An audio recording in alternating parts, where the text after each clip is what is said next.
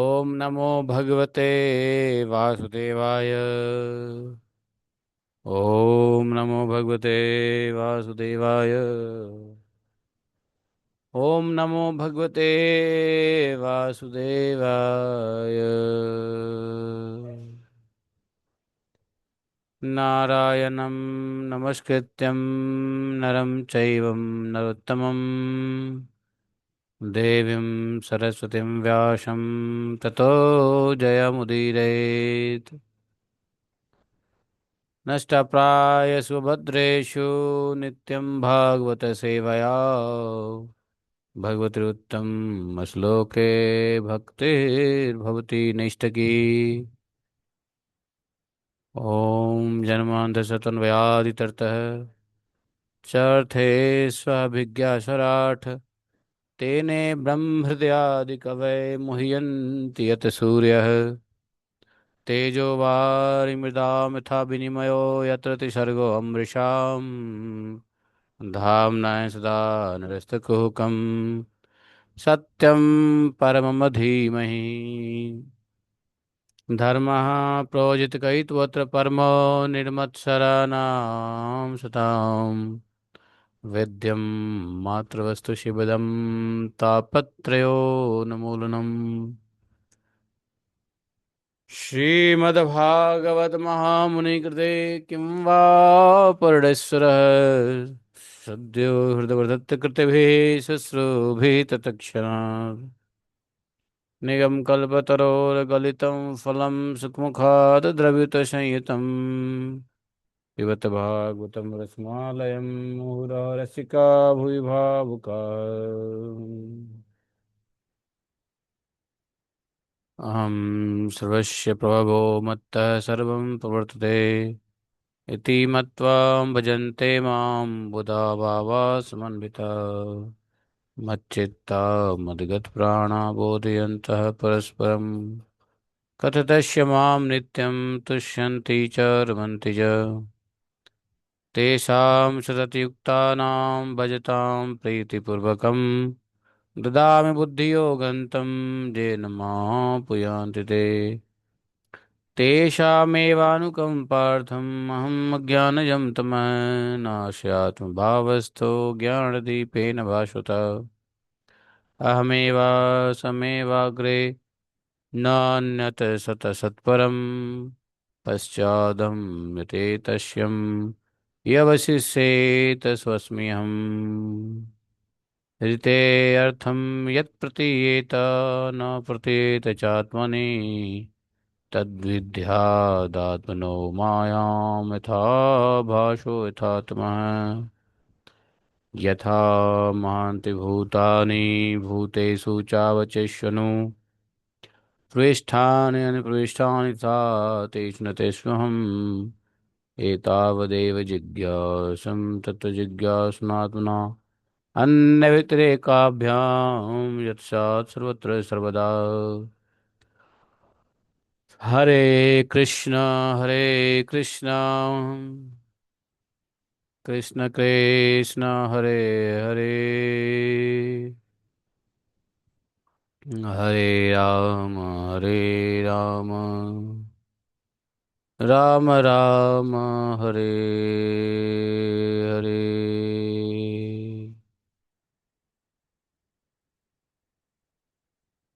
बोले ग्रंथराज श्रीमद् भागवत महापुराण की जय। श्रील व्यासदेव भगवान की जय।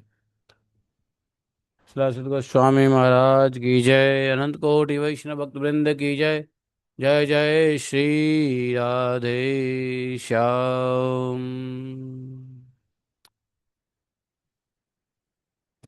31 जुलाई द्वितीय कृष्ण पक्ष श्रावण महीना घनिष्ठा नक्षत्र सौभाग्य योग तैतुल करण शुक्र बार आषाढ़ सावन का महीना चल रहा है। भागवतम में हम लोग आज चत्वारिंशो अध्याय है। इसको इधर आओ, इसको बंद कर दो। 40वां अध्याय को श्रवण करेंगे। हाँ, उसको बंद कर दो। इसको दो पे चलो तो बस। 40वां अध्याय का श्रवण करेंगे। अध्याय 40 अथ चत्वारिंशो अध्याय। आज अक्रूर जी भगवान की स्तुति करेंगे। अक्रूर उवाच। अक्रूर जी ने कहा, न त्वस्मि अहम त्वा अखिल हेतु हेतुम नारायणं पुरुषमाद्यमव्ययम् यन्नाभिजाता द्रविन्दकोशाद् ब्रह्मा विरासीद यत एष लोकः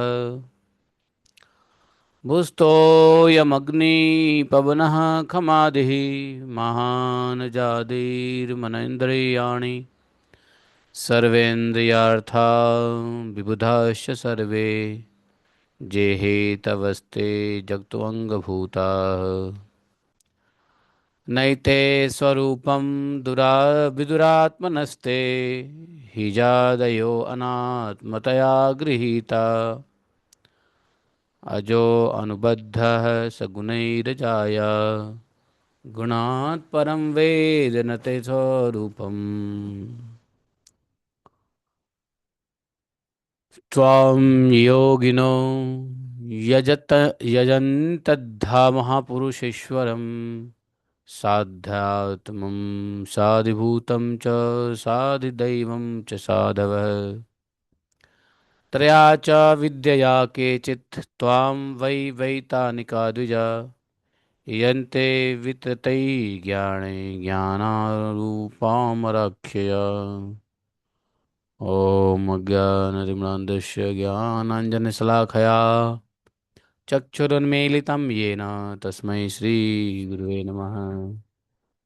श्रीचैतन्यमनोभीष्टं स्थापितं येन भूतले श्रीरूपं पुरा मह्यं ददाति स्वपदान्तिकं वन्देऽहं श्रीगुरोः श्रीपदकमलं श्रीगुरो न वैष्णवांश्च श्रीरूपं साग्रजातं सहगण रघुनाथान्वितं तं सजीवं साद्वैतं सावधूतं परिजनसहितं श्रीकृष्णचैतन्यदेवं श्रीराधा कृष्णपादान् सहगण ललिता शिविशाखान्वितांश्च हे कृष्ण करुणा सिंधो दीनबंधो जगतपते गोपेश गोपिका कांतम राधा कांतम नमस्तुते तप्त कांचन गौरांगी राधे वृंदावनेश्वरी वृषभानुसुते देवी प्रणमामि हरिप्रिये आञ्छाकल्पतरुभ्यश्च कृपा सिन्धुभयैव च पतितानां पापनेभ्यो वैष्णवेभ्यो नमो नमः। जय श्री कृष्ण चैतन्य प्रभु नित्यानंद श्री अद्वैत गदाधर शिवासादि गौर भक्तवृंद। हरे कृष्णा कृष्ण कृष्ण हरे हरे हरे राम राम राम हरे हरे।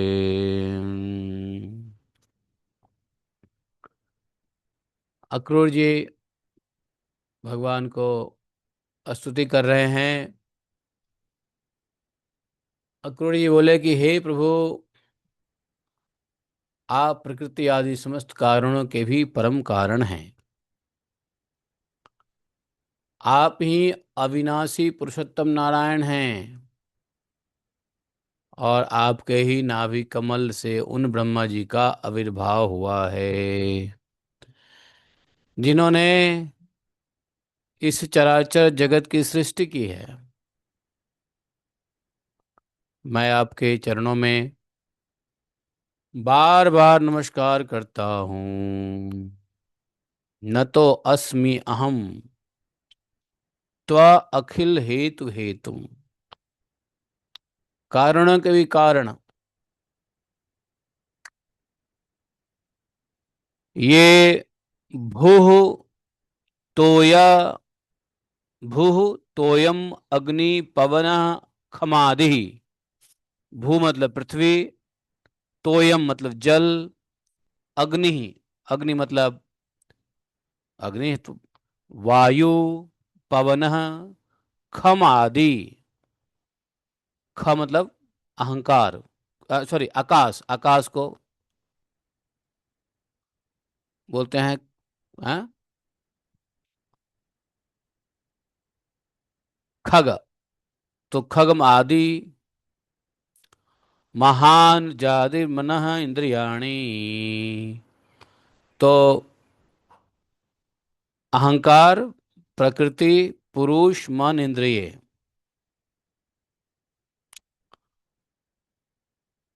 आदि ही महान मतलब महतत्व, और मन, इंद्रिय, और इंद्रियों के विषय, और इंद्रियों के अधिष्ठात्री देवता, सर्वेन्द्रियार्था विबुधाश्च सर्वे, जेहि तवस्ते जगतोंग भूता। ये सब के सब आपके ही स्वरूप हैं।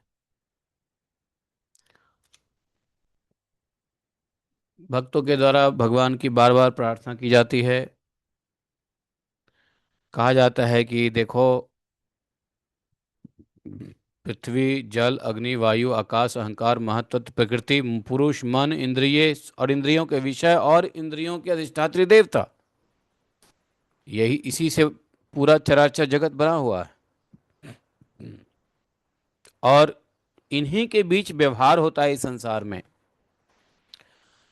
तो इस व्यवहार के कारण जो है वही भगवान ही है, और ये सब के सब भगवान के अंग स्वरूप है। जातो अंगभूता, अंग स्वरूप है।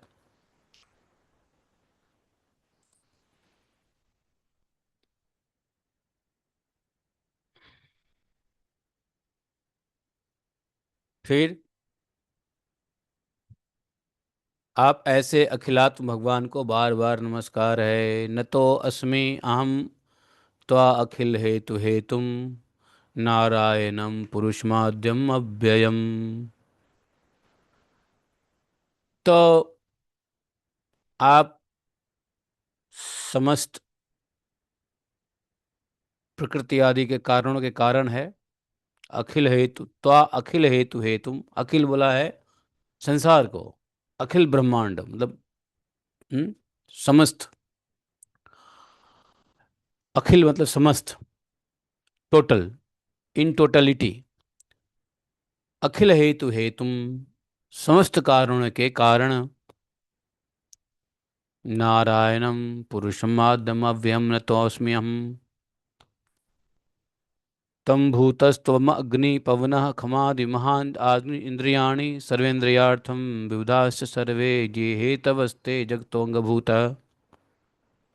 ऐसे नारायण को नमस्कार है।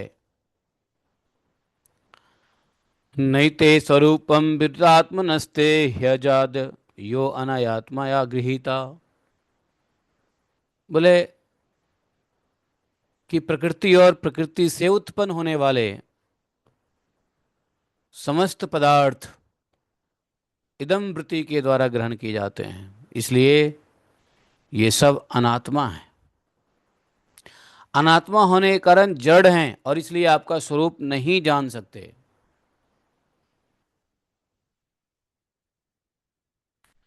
जो प्रकृति है और प्रकृति से जो उत्पन्न होने वाले समस्त पदार्थ इदम वृत्ति के द्वारा ग्रहण किए जाते हैं।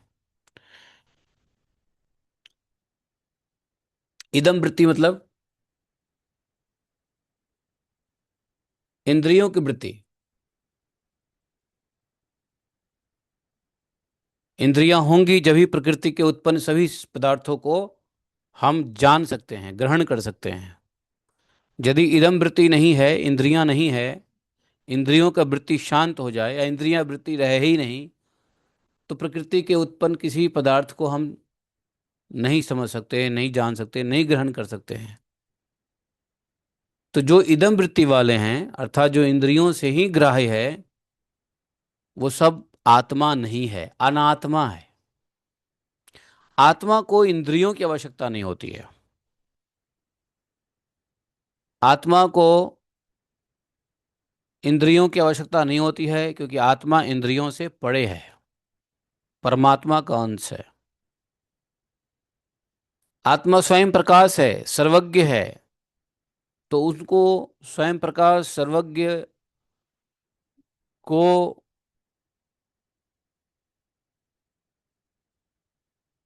किसी इंद्रियों की आवश्यकता क्यों पड़ेगी संसारिक वस्तु को जानने और ग्रहण करने के लिए? इसलिए बड़ा डीप प्रेयर्स अक्रूर जी का है।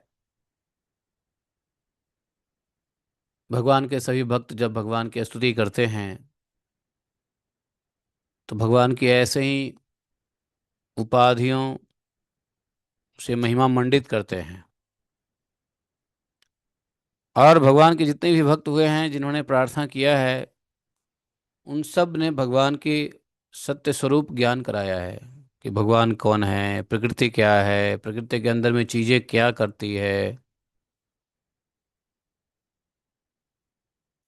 यहाँ तक कि देवता इत्यादि जो अधिष्ठात्री देवता है वो भी इंद्र वृत्ति के द्वारा ही ग्रहण किए जाते हैं। अगर इंद्रिय नहीं होगा तो इंद्रिय अधिष्ठात्री देवता कहाँ से होंगे? तो इसलिए वो सब प्रकृति में ही है, प्रकृति की वस्तुएं ही हैं और प्रकृति के पदार्थ ही हैं, जो सब अनात्मा है। यदि किसी को जानने के लिए कोई आधार चाहिए तो आत्मा नहीं हो सकता है, वो अनात्मा हो सकता है, होगा अनात्मा। तो अनात्मा जब होगा तो क्या होगा? जड़ होगा, जड़। और जब जड़ होगा तो आपके स्वरूप को नहीं जान सकता। कोई जड़ यदि हुआ भगवान के स्वरूप को नहीं जान सकता।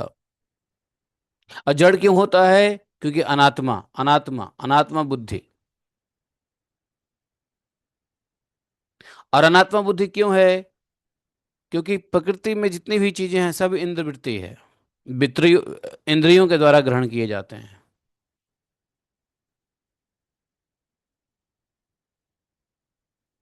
ब्रह्मा जी भी भगवान के ही स्वरूप है, अवश्य ही आपके स्वरूप हैं, परंतु वे प्रकृति के गुण रजस से युक्त हैं, इसलिए वे भी आपकी प्रकृति का और उसके गुणों से परे का स्वरूप नहीं जानते। हालांकि ब्रह्मा जी आप ही का स्वरूप है, लेकिन वो आपका रजोगुणमयी स्वरूप है। तो रजोगुणमयी स्वरूप या कोई भी गुणमयी स्वरूप वाला आपके प्रकृति से परे गुणों को नहीं जान सकता। साधु योगी स्वयं अपने अंतःकरण में स्थित अंतर्यामी के रूप में सभी भूत भौतिक पदार्थों में रहे परमात्मा के रूप में, सूर्य चंद्र अग्नि आदि देवमंडल में स्थित इष्ट देवता के रूप में, तो सभी जीवों के अंदर में परमात्मा के रूप से सूर्य चंद्र अग्नि इत्यादि देवमंडल में स्थित इष्ट देवता के रूप में, और उनके साक्षी महापुरुष और नियंता ईश्वर के रूप में साक्षात आप ही उपासना करते हैं, आपकी ही उपासना करते हैं। कौन? साधु योगी। साधु योगी त्वाम योगिनो यजन्तद्धा महापुरुषमीश्वरम साध्वात्मां साधिभूतं च साधिदैवं च साधव। साध्यात्मम साधिभूतम च साधिदैवम च साधव। बोले कि जो साधु है, योगी है, योगिनो यत्नतः, योगी क्या करते हैं? यजन्तद्धा महापुरुषेश्वरम। तो योगी लोग आपको इस प्रकार से देखते हैं, अपने अंतःकरण में अंतर्यामी और दूसरे पदार्थ में परमात्मा, सूर्य चंद्र आदि देवता में इष्ट देवता, और साक्षी महापुरुष एवं नियंता ईश्वर के रूप में साक्षात आप ही की उपासना उपासना करते हैं। और बहुत से कर्मकांडी ब्राह्मण जो कर्म मार्ग का उपदेश करने वाले त्रयी विद्या द्वारा आप, जो आपको इंद्र अग्नि आदि अनेक देववाचक नाम से वज्रहस्त सप्तार्ची आदि अनेक रूप बतलाती हैं, बड़े बड़े यज्ञ करते हैं और उनसे आपकी उपासना करते हैं। कौन? कर्मकांडी, कर्मकांडी ब्राह्मण।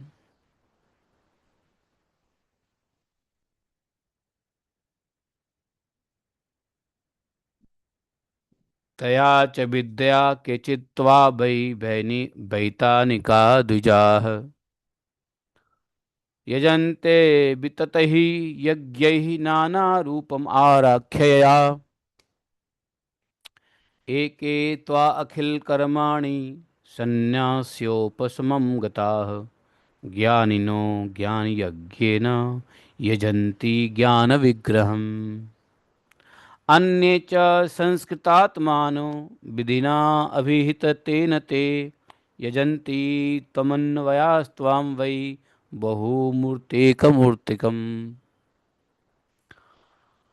और बहुत से ज्ञानी आपके समस्त कर्मों का संन्यास कर देते हैं और शांत भाव में स्थिर हो जाते हैं।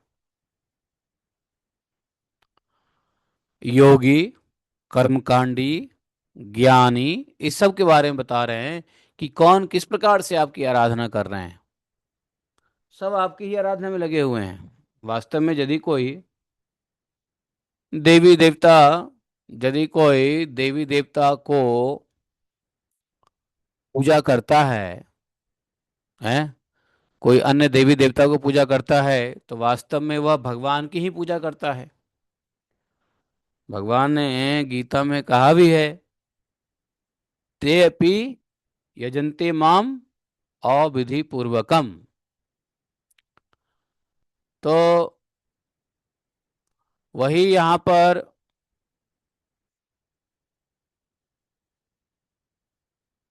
अक्रूर जी कह रहे हैं कि आपको योगी लोग कैसे भजते हैं, आपको ज्ञानी कैसे भजते हैं, साधु महापुरुष कैसे भजते हैं, कर्मकांडी कैसे भजते हैं, लेकिन भजते हैं आप ही को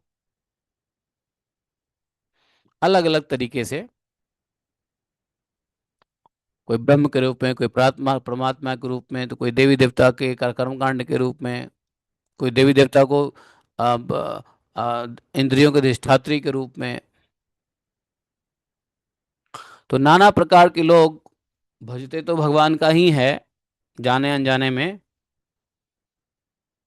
इसलिए भगवान ने कहा है, जे अपि अन्य देवता भक्ता यजन्ते श्रद्धान्वितः।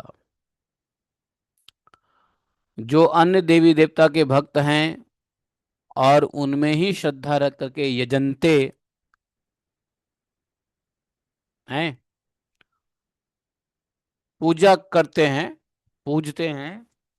अन्य देवी देवता के भक्त लोग जब अन्य देवी देवता में श्रद्धा रख के पूजते हैं तो भगवान ने कहा, ते माम कौन ते, अर्जुन वो सब मुझे ही पूजते हैं, किंतु अविधि पूर्वकम यजन्त्या अविधि पूर्वकम। तो ये विधि, जब सभी देवताओं की पूजा करते हैं तो वास्तव में जब आप ही की पूजा होती है तो इसमें विधि क्या है और विधि पूर्वक क्या है, मिस्टेक क्या है? हाँ, हालांकि देवताओं का पूजे का देवताओं के पूजे का अंतिम लाभ भी तो भगवान को ही पहुंचता है। देवता को भोगने का अधिकार नहीं है, भोगने का अधिकार तो भगवान को है। तो देवता को अगर कुछ पूजते हैं तो देवता की ऑफरिंग सब भगवान को ही जाती है अल्टीमेटली।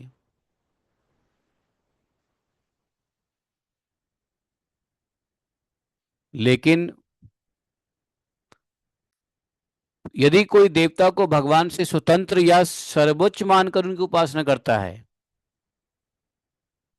तो इसलिए प्रभुपाद जी एक्चुअली, जब ये भगवत गीता में जब ये श्लोक आता है 9th श्लोक में, 9th चैप्टर में, तो प्रभुपाद जी की कमेंट्री में एक बात प्रभुपाद जी ने इस बात को क्लियर किया है तात्पर्य में कि अविधि पूर्वक क्यों है।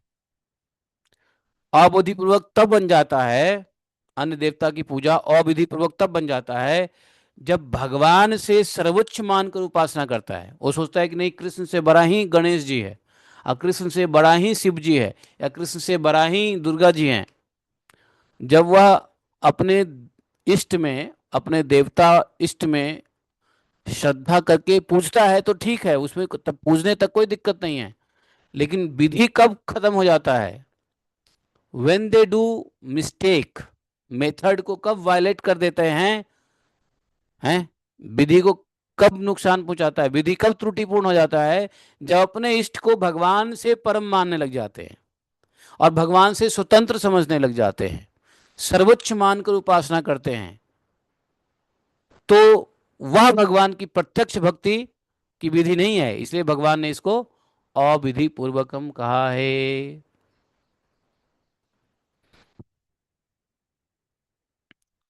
और सभी प्रकार के भोग भगवान को ही आता है। इदम विष्णवे नमः। किसी प्रकार का यज्ञ कर लो, चाहे दुर्गा देवी की पूजा करते वक्त यज्ञ करोगे तो अंत में इदम विष्णवे नमः। हाँ, सब कुछ भगवान विष्णु को ही जाता है।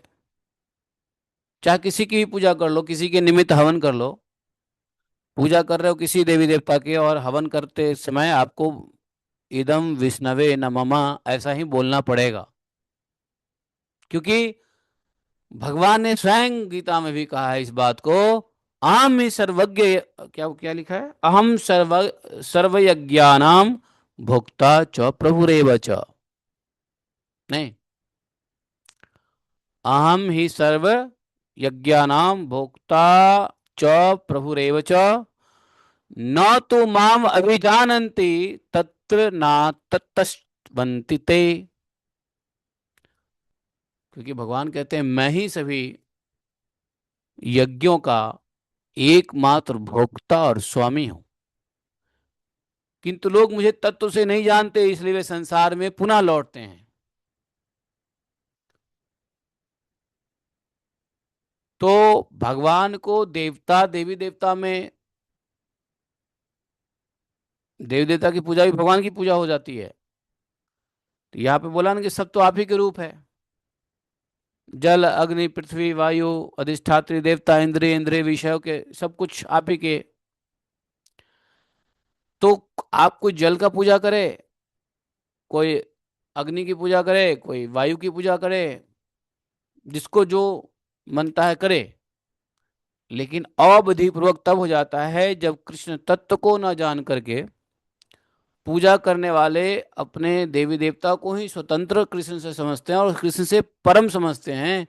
तो इसलिए प्रभुपाद जी ने कहा है दिस इज फॉल्ट, यहाँ पे मिस्टेक है, ये अविधि पूर्वकम है। परपट जो प्रभुपाद तात्पर्य है वो देख लो। इसलिए कहा है, जैसे जैसे नंद बाबा और अन्य गोप अन्य देवता की पूजा करते थे, पूजा तो करते ही थे, लेकिन भक्ति भगवान की करते थे। पूजा करते थे, लेकिन कभी भी कष्ट होता, कभी भी आफत आती, आपत्ति विपत्ति आता तो क्या होता, किसको पुकारते? शिव जी को। वो लोग तो गए कहाँ पर, अवंतिका, नहीं अवंतिका कहते हैं, कहाँ गए थे? अ, अरे वो पूजा में गए थे ना एक बार, शिवरात्रि मनाने के लिए, कौन सी जगह गए थे वो लोग? क्या नाम उसका? हाँ, कहाँ गए थे? नहीं, प्रभास क्षेत्र। जो एक बार शिवरात्रि में गए थे सबके सब प्रभास क्षेत्र में, इंद्र की भी पूजा करते थे। लेकिन क्या आफत आने पे इंद्र को पुकारते थे? नहीं। किसको पुकारते थे? कृष्ण को पुकारते थे। तो भक्ति भजन तो कृष्ण में था, लेकिन आजीविका के उद्देश्य से श्रद्धा उनमें थी कि इंद्र ही हमें आजीविका दे रहे हैं। तो जो आजीविका दे उनको थोड़ा धूप अगरबत्ती दिखा दें तो क्या मुश्किल है? कोई मुश्किल नहीं है, भगवान को भी कोई दिक्कत नहीं है। भगवान को भी कोई दिक्कत नहीं है भाई। दोज हु फैसिलिटेट्स यू, जो आपको कुछ फैसिलिटीज देता है, उसकी आप सम्मान करें, अगरबत्ती दिखाएं, पूजा करें, तो उसमें भगवान को कोई आपत्ति नहीं है। इस श्लोक से ये मत समझो, 9:23 में ये मत समझो कि भगवान को आपत्ति है। नहीं, भगवान को आपत्ति नहीं किसी अन्य देवी देवता की पूजा में। क्योंकि जो इमीडिएट आपको सर्विस प्रोवाइडर है उसकी भी इज्जत करना आपका काम है। देवी देवता हमें देते हैं, तो उनके बदले में हम उनका अगर अगरबत्ती दिखा लिया तो कोई बड़ी बात नहीं है। लेकिन विधि कब अविधि हो जाता है जब भगवान के तत्व को नहीं समझते हैं। इसलिए जो अन्य देवी देव, और जो मान लो भगवान के तत्व समझ ही आएगा, मान लो भगवान के तत्व समझ ही जाएगा, तो बाकी देवी देवता की पूजा ही बंद कर देगा। ये बात भी है। यही तो जादू है कृष्ण भक्ति में, कि जो कृष्ण तत्व को समझेगा वो बाकी का पूजा ही बंद कर देगा। भाई जिसको समझ में आ जाएगा कि हमारा मास्टर ये है, बाकी तो सुपरवाइजर और प्रोवाइडर है, सर्विस प्रोवाइडर है, बाकी तो मैनेजर है, मालिक तो कोई और है, बाकी तो मैनेजर है, डिस्ट्रीब्यूटर है, सर्विस प्रोवाइडर है, स्टॉकिस्ट है, तो फिर क्या करेगा वो? तो किसी काम के लिए फिर वो सीधा मालिक के पास जाएगा या नीचे के लोग के पास जाएगा? जब एक बार मालिक से दोस्ती हो गई तो मालिक को सीधा फोन कर देगा, नीचे लोगों को कौन पूछेगा? ये लफड़ा हो जाता है। इसलिए जो अज्ञानी लोग होते हैं वो कहते हैं भैया कृष्ण के भक्त तो देवी देवता को पूछते ही नहीं। अरे तुम भी जब कृष्ण तत्व को समझ जाओगे तो देवी देवताओं से आप जो है ज्यादा मतलब नहीं रखोगे। श्रद्धा रहे। लेकिन ये भी गलत है कि कृष्ण तत्व को जानने के बाद फिर देवी देवता को ही वो करने लग जाए। क्या बोलते हैं कि नहीं अब तो हम कृष्ण से ही हमारी तार जुड़ गई है, बाकी का क्या लेना देना। नहीं, कृष्ण से तार तो जुड़ गई है लेकिन बीच में सर्किट है। ये सब भगवान के सब जितने भी है, अंगजा देवा नारायण अंगजा, गौ ब्राह्मण अग्नि अतिथि, सर्वभूतेषु परमात्मा, सब भूत के अंदर में जो अंतर्यामी परमात्मा है वो सब सब सर्किट है। जैसे एक एग्जाम्पल से समझ सकते हैं कि एक मेन बिजली बोर्ड है और मेन बिजली बोर्ड से सभी जगह तारे जा रही हैं। घर के अंदर छोटे से बोर्ड, बड़े से board, power board, switch board, जा रहा है ना बिजली। लेकिन स्विच बोर्ड को ये रियलाइज हो जाए कि अरे हमारी बिजली तो यहां से नहीं आ रही है, वो तो मेन लाइन से आ रही है, तो कहे कि बीच में क्या लेना हमको बीच से। लेकिन बीच में जब सर्किट कनेक्शन में कुछ गड़बड़ी होती है तो बिजली उससे आगे नहीं जाती है फिर। नहीं, तो भगवान मेन बोर्ड है, बाकी ये सब देवी देवता, प्रकृति, प्रकृति के अंदर वस्तुएं, अहंकार तत्व, महतत्व, उसके अधिष्ठात्र देवता, और ये गो ब्राह्मण, और ये सब के सब बीच के सर्किट है। इनका अगर उपहास करोगे तो मेन लाइन से बिजली आना बंद हो जाएगा। तो दोनों बात है यहाँ पे, मेन लाइन को भी समझना है, कृष्ण तत्व को भी समझना है, और कृष्ण तत्व के साथ साथ बाकी तत्वों को भी रिस्पेक्ट करना है। बाकी तत्वों के भी थोड़े बहुत पूजा करने पड़ेंगे, कम से कम श्रद्धा रखनी पड़ेगी, कम से कम उपहास नहीं करो, भेद बुद्धि मत रखो। भेद बुद्धि नहीं रखेंगे तो हमेशा अपने आप क्या करेंगे, हम उनके प्रति श्रद्धावान रहेंगे। अरे किसी को पूजा ना करो, कम से कम तिरस्कार भी मत करो, है कि नहीं? चलिए आप पूजा कर रहे हैं कृष्ण की, भक्ति कर रहे हैं कृष्ण की, तो बाकी देवी देवता का तिरस्कार भी मत करो कम से कम। और जब हम चींटी को भी नमस्ते कर सकते हैं तो फिर देवी देवता को क्यों नहीं? तो भैया इस संसार से काम बनाना है तो हाथ जोड़े रहो। मैंने देखा कि हाथ जोड़े रहो, हाथ जैसे खोले संसार में फंसे। इसलिए हाथ जोड़ के रहो, हाथ जोड़ के ही सारा काम बन जाएगा, क्योंकि सब हाथ हटाने का कोई काम ही नहीं है। जब देखो तो सामने कोई न कोई है, चर अचर में ब्रह्म का विद्यमान, ब्रह्म आपको दिख ही जाएंगे। इसलिए हाथ जोड़ करके इस संसार सागर से अपना काम बना लो। तो यहाँ पे आवाज आ रही है क्या? आवाज आ रही है क्या? आवाज आ रही है। सोए तो नहीं आप लोग? हैं? सोए नहीं ना आप लोग? आ जो भागवतम में नहीं सोए वही श्रोता है। बाकी तो भागवत में सब सोता है। आप लोग सोए नहीं रहे हो तो श्रोता हो। जो सुने नहीं वो सोता है। और आप लोग इसलिए श्रोता है क्योंकि आप लोग कुछ काम करते करते सुन रहे होगे। नहीं तो बैठ के सुने तो आदमी ऐसे ही नींद आ जाए फिर तो। नहीं, क्योंकि जब मुझे बोलते बोलते नींद आती है तो आपको सुनते सुनते क्यों नहीं आएगी नींद? हरे कृष्णा। हाँ, कभी कभी बोलते बोलते भी नींद आता है। है?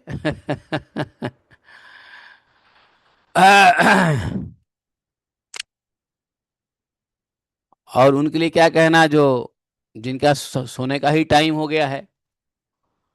तो सोने के टाइम में तो और नींद आती है अच्छी।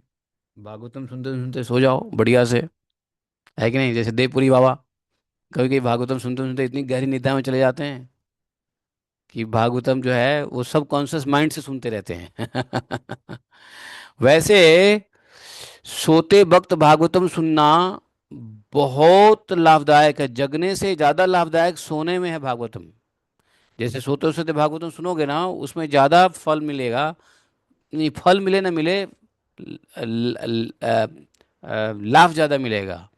और फल तो बाद में मिल ही जाएगा जो भी है। अब कहोगे सोते सोते भागवतम सुनने से क्या मतलब है? हाँ, जैसे आप सो गए और आपके कान में भाग, तो योग निद्रा हो गया। आप सो रहे हैं तो आपकी इंद्रियां रुक गई काम करना, सोचना ये सब बंद हो गया। और भागवतम सिर्फ कान में जा रहा है, जो कान तो खुला रहता है। तो योग निद्रा की स्थिति होती है कि नहीं? ध्यान अवस्था, हाँ। तो वो क्या होता है, तो भागवतम की बात वो चेतन मन नहीं सुनता है, वो अवचेतन मन सुनता है। और अवचेतन मन में सारी बातें बन जमी रहती है। और समय आने पे लगेगा अरे ये तो मैंने सुना है कहीं। है ना? ऐसा हो जाता है। लेकिन देवपुरी बाबा आज ही जगे हुए हैं। सो जाओ थोड़ा।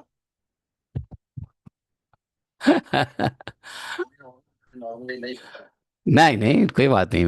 I appreciate while sleeping listening. ये तो हमारे सत्यानंद बाबा ने प्रूफ किया है, सत्यानंद बाबा ने।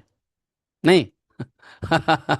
सो सत्यानंद बाबा ने अपने अपने कई शिष्यों को सोते सोते गीता भागवतम सुना दिया और बोले कि इसको याद हो गया। हाँ। तो,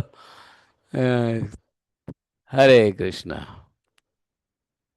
तो देखो, अक्रूर जी की प्रार्थना बड़ी भयंकर है, बहुत जबरदस्त है। अक्रूर जी बहुत असाधारण भक्त हैं। कोई साधारण नहीं है अक्रूर जी, समझे? वो तो क्रूर कंस के साथ में रह के अपना समय व्यतीत कर रहे हैं, भगवान की कृपा का इंतजार कर रहे हैं। है कि नहीं?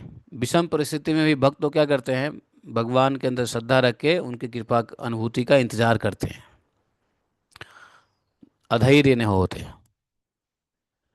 विभीषण भी ऐसे ही कर रहा था, कर रहे थे विभीषण जी भी ऐसे ही कर रहे थे। बड़ा विषम परिस्थिति में रहते थे, फिर भी भगवान का चिंतन करते हुए भगवान की कृपा अनुभूति का इंतजार कर रहे थे। तो यही कहा यहाँ पर देखो कि भगवान को जानना कितना जरूरी है। और भगवान ने स्वयं कहा कि जो मेरे तत्व को नहीं जानता है वह संसार में पुनः लौट के आता है। न तो माम अभिजानन्ति तत्त्वेना तच्च अवंतिते अवंतिते।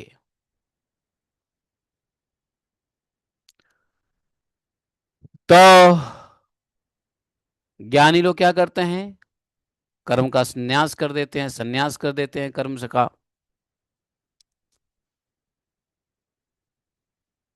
और ज्ञान यज्ञ के द्वारा ज्ञान स्वरूप से आपकी आराधना करते हैं। और बहुत से संस्कार संपन्न अथवा शुद्ध चित्त, जो संस्कार संपन्न है, जिनके चित्त शुद्ध है, ऐसे वैष्णव जन आपकी बतलाई हुई पांचरात्र विधि से तन्मयता होकर। एक सेकेंड ना, एक सेकेंड। मोहन श्याम, राधे राधे। मोहन श्याम, एक बार आ जाना, उसको रेफर करना सर्विस सेंटर। एक बार चेक कर लेना, मैंने दो दो सर्विस रिक्वेस्ट कर दिया है। एक बार आ जाओ। हाँ, ठीक है। देखो, नाम भी है मोहन श्याम। राधे श्याम, मोहन श्याम। हाँ, नाम है मोहन श्याम। बताओ। किसी का नाम होता है श्याम मोहन। तो ज्ञानी क्या करते हैं? कर्मों का संन्यास करके शांत भाव में स्थित हो जाते हैं, और इस प्रकार ज्ञान यज्ञ के द्वारा आपके ज्ञान स्वरूप की आराधना करते हैं। लेकिन कुछ लोग आपके पूजा भी करते हैं, नारायण स्वरूप, एक नारायण स्वरूप की पूजा करते हैं। वो कौन होते हैं और किस विधि से करते हैं? तो बोलते हैं संस्कार संपन्न शुद्ध चित्त वैष्णव जो होते हैं, वो आपके नारायण स्वरूप, आपके चतुर्व्यूह आदि, आपके चतुर्भुज रूप, आपके द्विभुज रूप, आपके मतलब अन्य अन्य जितने भी रूप आपने लिया है, उन सभी रूपों का वो पूजा करते हैं। कोई नारायण चतुर्भुज नारायण के रूप में, कोई चतुर्भुज विष्णु के रूप में, कोई द्विभुज कृष्ण के रूप में, कोई नरसिंह के रूप में, आपके अन्य अन्य रूपों की पूजा करते हैं। कौन? बहुत से संस्कार संपन्न अथवा शुद्धचित्त वैष्णव लोग। और किस विधि से करते हैं? आपके द्वारा ही बतलाए हुए पांच रात्र विधि से करते हैं। और पांचरात्र विधि जो आपने बताया है उसमें वो तन्मय होकर के आपकी पूजा करते हैं। ये इसलिए यहां पे संस्कृत शब्द का प्रयोग हुआ। देखो, 7वें श्लोक में देखो, अन्ये च संस्कृतात्मानो विधिना भीहितेन ते। संस्कृत का मतलब क्या हुआ? संस्कार संपन्न। संस्कृत का मतलब क्या हुआ? संस्कार संपन्न है। अन्ये च संस्कृता आत्मनो, संस्कृत आत्मनो, अन्ये च संस्कृत आत्मनो विधिनाभिहितेन ते यजन्ति तन्मया स्वाम वै बहुमूर्तेक मूर्तिकम। तो ये जो संस्कृत वाले लोग हैं, संस्कृत आत्मा लोग, अर्थात जिनका संस्कार शुभ है या शुद्ध चित्त वैष्णव है, और जो संस्कार संपन्न व्यक्ति होते हैं, तो संस्कार संपन्न व्यक्ति का भाषा ही अलग होता है। नहीं तो उसको बोला कौन सी भाषा है जी? इसलिए संस्कृत का मतलब होता है संस्कार संपन्न, और इनकी भाषा को ही संस्कृत कहते हैं। संस्कार संपन्न व्यक्ति की भाषा को संस्कृत कहते हैं। इसलिए संस्कृत को सुनने, समझने, जानने मात्र से ही संस्कार उत्पन्न हो जाता है। समझे? भाषा और व्यवहार दोनों में बड़ा संबंध है। भाषा से व्यवहार बिगड़ जाता है, यदि गलत भाषा है तो गलत व्यवहार हो जाएगा, और यदि सही व्यवहार है तो फिर सही भाषा भी हो जाएगा। इसलिए बच्चों को हम लोग कहते हैं ना, ए ऐसे नहीं बोलते, गाली नहीं देते। बच्चों को कितना डांटते हो आप लोग, गलत गाली बच्चे बोलने लग जाए तो क्यों रोकते हो बच्चे को? गाली देने से रोकने क्यों रोकते हो? मत रोको, उसको उल्टी सिल्टी भाषा सीखने दो। पता है आपको कि भाषा से उसके व्यवहार बन जाएंगे। जो बचपन से चिल्लाएगा, गाली देगा, उसके व्यवहार भी वैसे ही होंगे। वो किसी को इज्जत नहीं करेगा, किसी का सम्मान नहीं करेगा, किसी को रिस्पेक्ट नहीं करेगा। तो इसलिए यहाँ पे ये, और संस्कृत की क्लास 3 तारीख से शुरू हो रही है, हाँ? देख लो, ये अक्रूर जी ने भी रिमाइंडर दिया है 7वें श्लोक से। नहीं दिया है? 1 डेढ़ घंटे की क्लास है, 21 दिन के लिए। अटेंड कर लो कम से कम, ठीक है? संस्कार संपन्न भाषा सीख लोगे। संस्कार संपन्नता को ही संस्कृत कहते हैं। और जो संस्कार संपन्न है, उस समाज को संस्कृति कहते हैं। संस्कार, संस्कृत, संस्कृति है।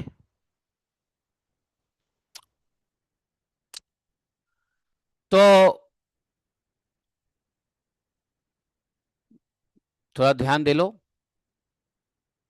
तो जो संस्कृत आत्मा है, वो आपको विधि ना विहितेन, जिस जो आपने ही विधि दिया है, यजंती तन्मयास्त्वाम वही बहुमूर्तेक मूर्तिकम, बड़े बहुत सारे अन्य अन्य आपके अन्य अन्य मूर्ति की पूजा करते हैं, आपके अन्य अन्य रूपों की पूजा करते हैं। कोई आपके जगन्नाथ रूप में पूजा करते हैं, कोई आपको चैतन्य रूप में पूजा करते हैं, कोई आपको राधा श्याम सुंदर, कोई राधा गोपीनाथ, कोई कोई आपको नृसिंहदेव, तो कोई आपको चतुर्भुज नारायण, कोई आपको पद्मनाभ स्वामी, नहीं, कोई स्वामी नारायण या कोई गुरु के रूप में ही पूजा करते हैं आपकी, है। तो ये सब करते हैं, ये कौन करते हैं? तो मूर्ति पूजा कौन करते हैं? संस्कार संपन्न शुद्ध चित्त वैष्णव जन। अच्छा, त्वामेव त्वामेव अन्ये शिवोक्तेन मार्गेण शिवरूपिणम। 8वें श्लोक में क्या कहा? त्वामेव अन्य शिवोक्तेन मार्गेण शिवरूपिणम ब्रह्मचार्य विभेदेन भगवन् समुपासते। बोले कि हे भगवान, दूसरे लोग शिव जी के द्वारा बतलाए हुए मार्ग से, जिसके आचार्य भेद से अनेक अवान्तर भेद भी हैं, शिव स्वरूप आपकी ही पूजा करते हैं। तो एक तो पूजा का जो, एक तो हो गए हमारे आचार्य, कौन? जिन्होंने वैष्णव लोगों को नवरात्र विधि बताया, उसके आचार्य कौन है? पंचरात्र विधि का आचार्य कौन है? नारद जी। तो नारद जी के बताए हुए वैष्णव लोग फॉलो करते हैं पंचरात्र विधि। और दूसरे शिव जी भी बताते हैं, शिव जी भी अपने अनुचरों को, अपने गणों को, अपने भक्तों के लिए मार्ग देते हैं। और शिव जी के अलावा भी बहुत सारे हैं आचार्य। तो आचार्य, अलग अलग आचार्यों के भेद से अनेक अवान्तर भेद भी हैं। तो शिव जी में भी, शिव जी के नीचे भी बहुत सारे शिव परंपरा हैं। जैसे शंकराचार्य जी हैं, शिव जी के अंदर भी शंकराचार्य हैं।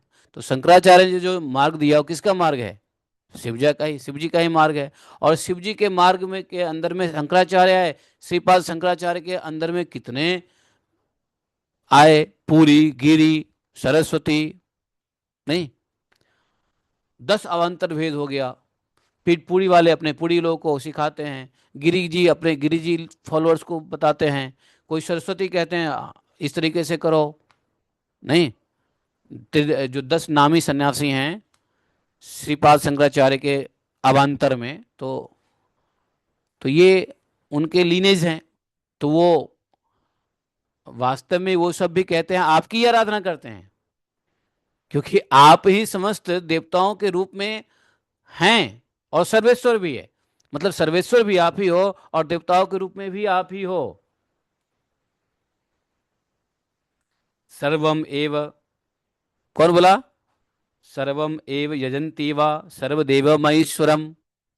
तो जो भगवान ने कहा ना कि गीता में, ते अपि मामेव कौन्तेय यजन्त्य अविधि पूर्वकम, वही बात यहाँ पे अक्रूर जी कह रहे हैं। सर्व एव यजंती व त्वाम सर्वदेव महेश्वरम, जे अप्यन्य देवता भक्ता यद्य अप्यन्य अनधियः प्रभो।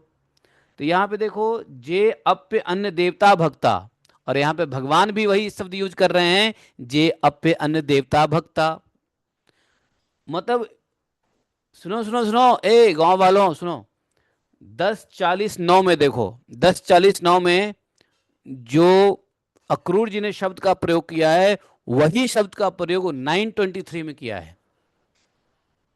मिला लो, शब्द का भी अंतर नहीं है। है गोभी, क्या नाम है, दिव्या माता, देखो 9:23 में है कि नहीं है? किसी किसी के पास गीता नहीं है पास में है? Nobody has Gita in hand. अरे ये हैंडबुक तो साथ में रहना चाहिए, गीता है। हाँ, ओ मैं भूल गया, काम करते करते सुनोगे तो हाथ में गीता कैसे रहेगा? याद भी नहीं है जो मन में रहेगा। तो देखो यहाँ पे जो 10:49 में कहा है, जे अप्य अन्य देवता भक्ता, वही चीज 9:23 में कहा है भगवान ने, जे अप्य अन्य देवता भक्ता। है ना? भगवान ने कहा है यजन्ते श्रद्धान्विता, यहाँ कह दिया अद्य अन्य विधया प्रभो, अन्य अधिया प्रभो। तो सर्व एव यंती त्वाम सर्वदेवा महेश्वरम, तो वे सब आपकी ही पूजा करते हैं। आप ही सभी देवता के रूप में हो और आप ही सर्वेश्वर भी हो। जो अन्य अन्य देवता के भक्त हैं, वो सब वास्तव में आप ही के भक्त हैं, आप ही की आराधना करते हैं, क्योंकि आप ही हो सभी देवता के रूप में और आप ही सर्वेश्वर भी हो। अब बताओ, वास्तव में कोई भागवत का स्टूडेंट हो ना, तो समझ में आए, बार बार भागवतम पढ़ने से सुनने से ये बातें दिमाग में क्लैरिफिकेशन आ जाती है। भाई देवी देवता के प्रति कहीं कोई भेद बुद्धि मत रखो, सब भगवान के रूप हैं। हाँ, आपके स्वरूप इष्ट देव कुछ और हो सकते हैं, लेकिन बाकी सबको हाथ जोड़ो और सर झुकाओ, और मन में थोड़ा सा भी भेद बुद्धि मत रखो। अरे ये तो शिव भक्त है, अरे हम्म, ये तो जो है दुर्गा देवी के भक्त है, चंडी देवी के भक्त है, काली देवी के भक्त है। हमारे मन में कितना रहता है। हम्म। अरे वो रामकृष्ण परमहंस क्या है, काली के पुजारी है, काली काली। अरे भैया, रामकृष्ण परमहंस काली के पुजारी हैं, तो काली कौन है तुमको पता है? हैं?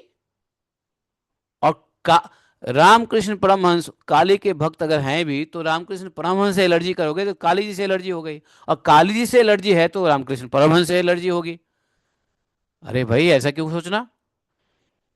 जो भी ऐसा करते हैं वो नादान है, और इसी नादानी की वजह से शिव वैष्णव में लड़ाई चलती आई है, और इसी नादानी के चक्कर में शिव और शाक्त में लड़ाई चलता रहता है, वैष्णव और शाक्त में लड़ाई चलता रहता है। तो वो वैष्णव भी फिर ज्ञानी नहीं है, और न ही वो शिव भक्त ज्ञानी है, न दुर्गा शिव शक्ति के भक्त ज्ञानी हैं।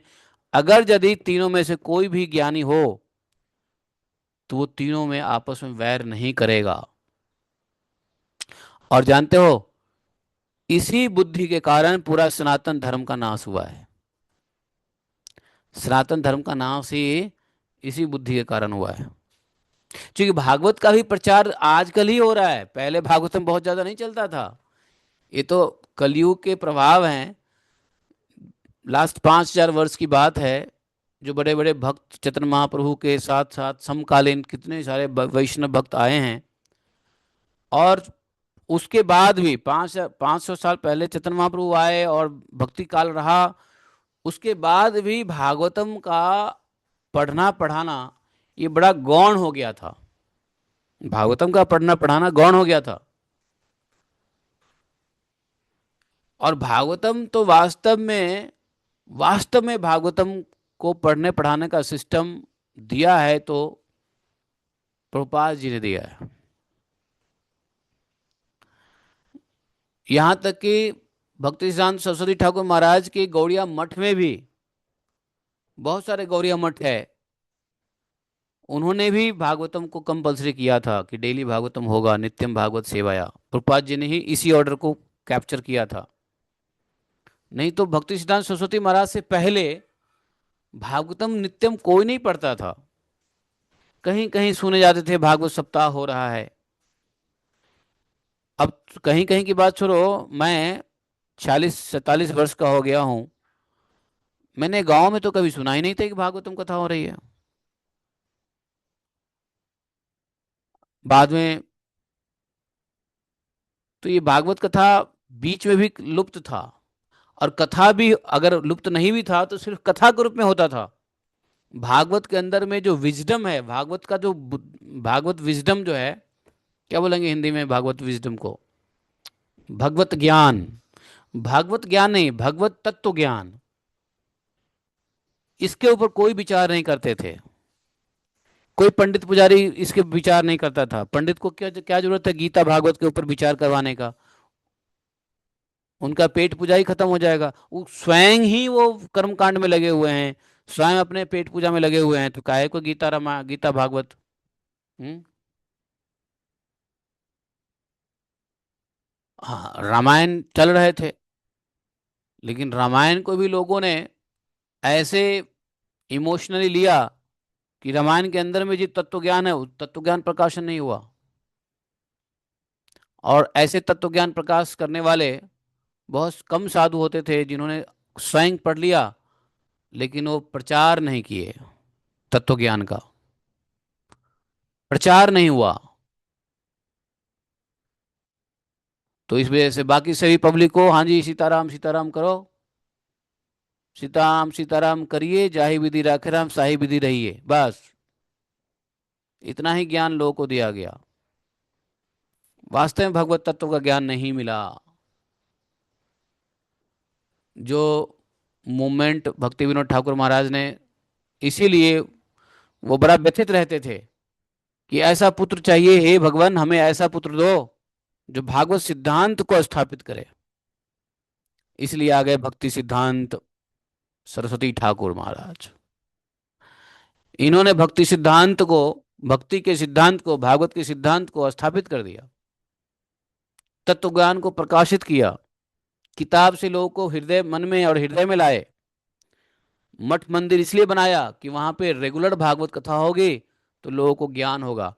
तो मंदिर वहां पे मठ बनाने का कारण ये नहीं था कि वहां भगवान के चतुर्भुज रूप डाल देंगे, द्विभुज रूप डाल देंगे और भगवान की पूजा होगी और भंडारे होंगे, प्रसाद खाएंगे और लोग सो के आराम से जो है ना।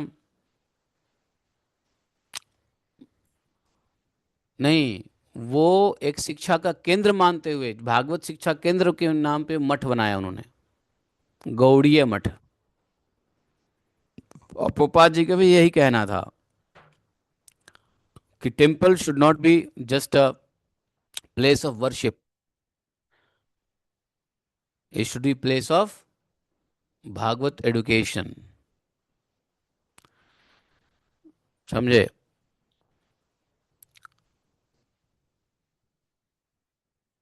जहाँ पे नित्य भागवतम हो, नित्य गीता का अध्ययन हो, विवेचन हो,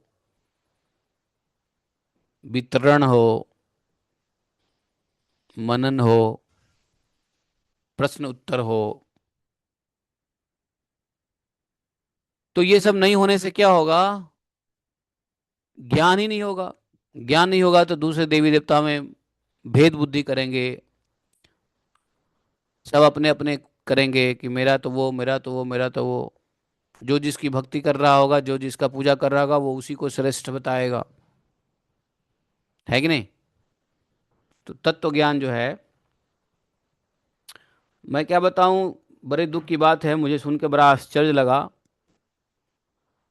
लेकिन बहुत रिस्पेक्टफुली बोल रहा हूँ। मैं कभी आलोचना के दृष्टिकोण से नहीं इसको लिया। वो साधु पिछले 17 साल से परिक्रमा कर रहे हैं, ब्रज के ही हैं, शरीर ब्रज से है, लेकिन इस्कॉन के साधु से दीक्षा लिए, इस्कॉन के महाराज से दीक्षा लिए। और जिन महाराज से दीक्षा लिए वो भी ब्रज के ही हैं। प्रभुपाद जी के एक शिष्य हुए, जानते हो आप लोग? नहीं जानते हो? प्रभुपाद जी के एक ब्राह्मण शिष्य थे जो ब्रज के ही थे। आप लोग जानते भी नहीं हो शायद। ब्रज से ही एक प्रभुपाद जी के डिसाइपल थे जो ब्राह्मण फैमिली से थे और ब्रज से ही ब्रजवासी थे वो। उनका नाम है श्री कृष्ण बलराम महाराज। बहुत कम लोगों को पता है, क्योंकि इस्कॉन में इसकी चर्चा नहीं होती है, क्योंकि इस्कॉन से अलग होके अपनी संस्था बना लिया और अपना एक मंदिर बना लिया, 2-3 मंदिर बना लिए। एक मंदिर उनका आंध्र प्रदेश में भी है, एक मंदिर विदेश में भी है, और एक मंदिर वृंदावन में भी है। तो कुछ डिस्प्यूट हुई और मतलब इस्कॉन के आधुनिकता को नहीं स्वीकार पाए, तो वो इस्कॉन से अलग अपना चले चपाटी को लेके अपना अलग मंदिर बनाया। और इस प्रकार से जो है ना, तो उनके शिष्य हैं वो। लेकिन वो गौड़िया मठ में रहते हैं और वो 17 साल से परिक्रमा करते हैं। तो उनका कुछ स्वास्थ्य खराब हुआ, तो अभी कुछ दिन पहले मैं 2-3 दिन पहले मैं उनको वृंदावन ले गया था एक टेस्ट कराने के लिए, कि चलो ठीक है आप टेस्ट करा देता हूँ। अब मुझे ये नहीं फर्क पड़ता कि कौन किसका शिष्य है, भाई साधु है, डेली परिक्रमा कर रहे हैं 17 साल से, तो भाई कोई भी एक निश्चय आदमी व्यक्ति करके चले ना, तो ये ज्ञान जो है ना, ज्ञान हो या ना हो, ये सब अलग बात है। लेकिन तपस्या कर रहे हैं, ये तपस्या कर रहे हैं, तपस्वी है। तो तपस्वी है, तपस्या कर रहे हैं, लेकिन ज्ञान नहीं है, तो कोई कोई फर्क नहीं पड़ता है। भगवान उसकी तपस्या से ही खुश होकर के उसको सारा ज्ञान देंगे और दे भी देंगे। ज्ञान से, और ज्ञान की जरूरत क्या है? जब भगवान प्रेम ही दे देंगे तो ज्ञान की क्या जरूरत है? आ, आखिर सभी गोपियों ने पूर्व जन्म के ऋषि मुनि थे, सब ज्ञानी थे, लेकिन सब ज्ञान छोड़ के क्या लेने आए हैं? प्रेम। प्रेम लेने आए। और जो मान लो अपने तपस्या से, गोवर्धन परिक्रमा की तपस्या से भगवान के प्रेम प्राप्त कर ले सीधे सीधे, तो उसको ज्ञान लेने की क्या जरूरत है? तो हम क्या मैं क्यों बता रहा हूँ, सुनो। मैं तो सब सुनता रहता हूँ ना। तो मैं उनको बोला कि चलो, तो ये मुरिया पुनो का मेला था, बैरिकेडिंग पुलिस की बहुत थी, तो मैंने कहा कि बाइक से चले, स्कूटर से चले थे वृंदावन। तो पीछे उनको बिठाया, स्कूटर से ले गया। तो उनकी आदत मैंने ये देखा कि चुप नहीं रहे, वो हमेशा बोलते रहे साथ में। जितना देर गए, 1 घंटा में पहुंचा आराम से, 1 घंटा में पहुंचे वृंदावन। और कुछ बोलते बोलते गए, पीछे से कुछ बोलते बोलते गए, मुंह पे कपड़ा रखे हुए हैं, बोल भी रहे हैं, मुंह पे कपड़ा रखे। और उनको प्रॉब्लम क्या है? लंग्स की प्रॉब्लम है। और लंग्स की प्रॉब्लम है, वैसे ही अब आदमी को कम बोलना चाहिए, और खासकर धुआं धूल में तो बोलना ही नहीं चाहिए। और भी बाइक पे जा रहे हैं तो बोलना ही नहीं चाहिए। मैं समझ गया इनकी बीमारी का कारण। वो टेस्ट कराने के लिए मैं गया था, लेकिन बीमारी के कारण तो मैं स्कूटर पे ही समझ गया, है कि नहीं? तो जब वो मेरे घर पे आए, मैं उनको घर पे लाया, तो कुछ मैंने सलाह दी है। उस सलाह में ये भी था कि आप मौन रखेंगे। तो बोले कि प्रभु हो ही नहीं सकता मौन। हमने कहा आप मंदिर में बोलो, लेकिन मंदिर से बाहर परिक्रमा करने जाओ तो आप बिल्कुल चुप रहना, और लोगों को बोलना मेरा मौन है।